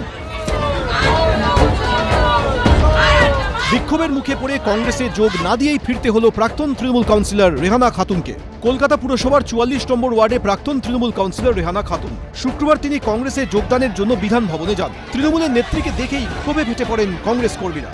খুবই ফেটে পড়েছেন এই বিষয়টা নিয়ে যে কোন রকম দুর্নীতিগ্রস্ত মানুষকে তারা যোগদান করতে দেবেন না, এবং যোগদানের প্রতিবাদে এই মুহূর্তে দুর্নীতিগ্রস্ত যোগদানের প্রতিবাদে তারা এই মুহূর্তে দেখা যাচ্ছে যে ভিড় জমিয়েছেন এবং কর্মী সমর্থকরা রীতিমতো ক্ষুব্ধ, তারা ক্ষোভে ফেটে পড়েছেন এবং ডিম ছুঁড়েও প্রতিবাদ করছেন। কোন রকম দুর্নীতিগ্রস্ত মানুষকে তারা যোগদান করতে দেবেন না এবং ৪৪ নম্বর ওয়ার্ডের কাউন্সিলর রেহানা খাতুনকে তো তারা যোগদান করতে দেবেনই না, এমনটাই কিন্তু তাদের আবেদন। এবং সেই দাবি নিয়ে এই মুহূর্তে দেখা যাচ্ছে বিধান ভবনের কর্মী সমর্থকেরা একেবারে ক্ষোভে ফেটে পড়েছে। ये कांग्रेस ज्वाइन करने आ रही है, जो तोड़ मारी गुंडा पाल रही है, सब कुछ की है, कांग्रेस का पार्टी ऑफिस तोड़वाई है, आज वो कांग्रेस ज्वाइन करेगी? हाँ नहीं, हम लोग को ये नहीं, हम लोग को रेहाना खातून नहीं चाहिए। जो चोर चोट्टा है वो हम लोग को नहीं चाहिए, कांग्रेस पार्टी में नहीं चाहिए। सिर्फ टिकट के लिए आया जा रहा, सिर्फ टिकट के लिए। कि टीएमसी में टिकट मिलेगा नहीं, सीपीएम में मिलेगा नहीं, बचा क्या? কংগ্রেস।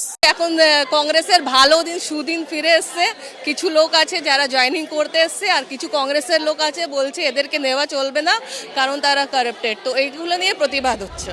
কলকাতা পুরসভার ৪৪ নম্বর ওয়ার্ডে প্রাক্তন কাউন্সিলর রেহানা খাতুনকে লক্ষ্য করে উড়ে আসে ডিম, ওঠে চোর স্লোগান।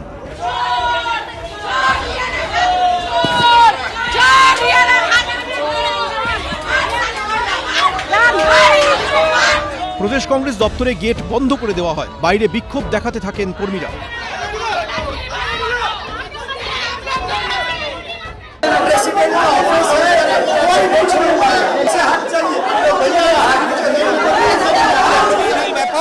এটা যে ঘটনাই ঘটে থাকুক, আরে একটা বড় পরিবার, সেখানে কেউ যদি অন্তর্ভুক্ত হতে চায় সেটা শীর্ষ নেতৃত্ব ঠিক করবে, এগুলো কোনো বিষয় না।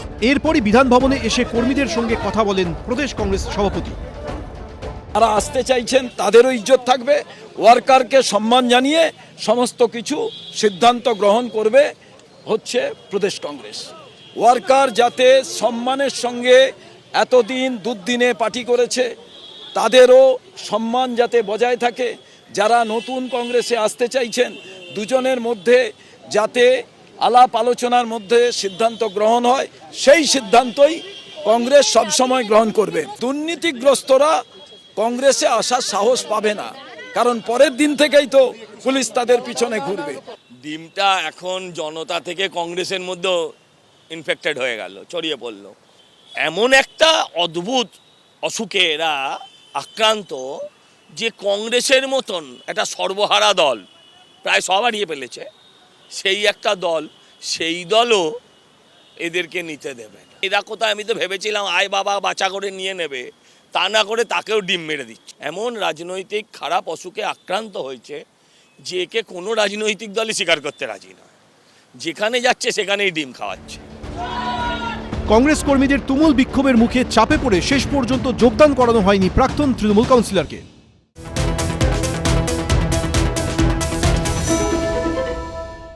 এবিপি আনন্দ, এগিয়ে থাকে, এগিয়ে রাখে।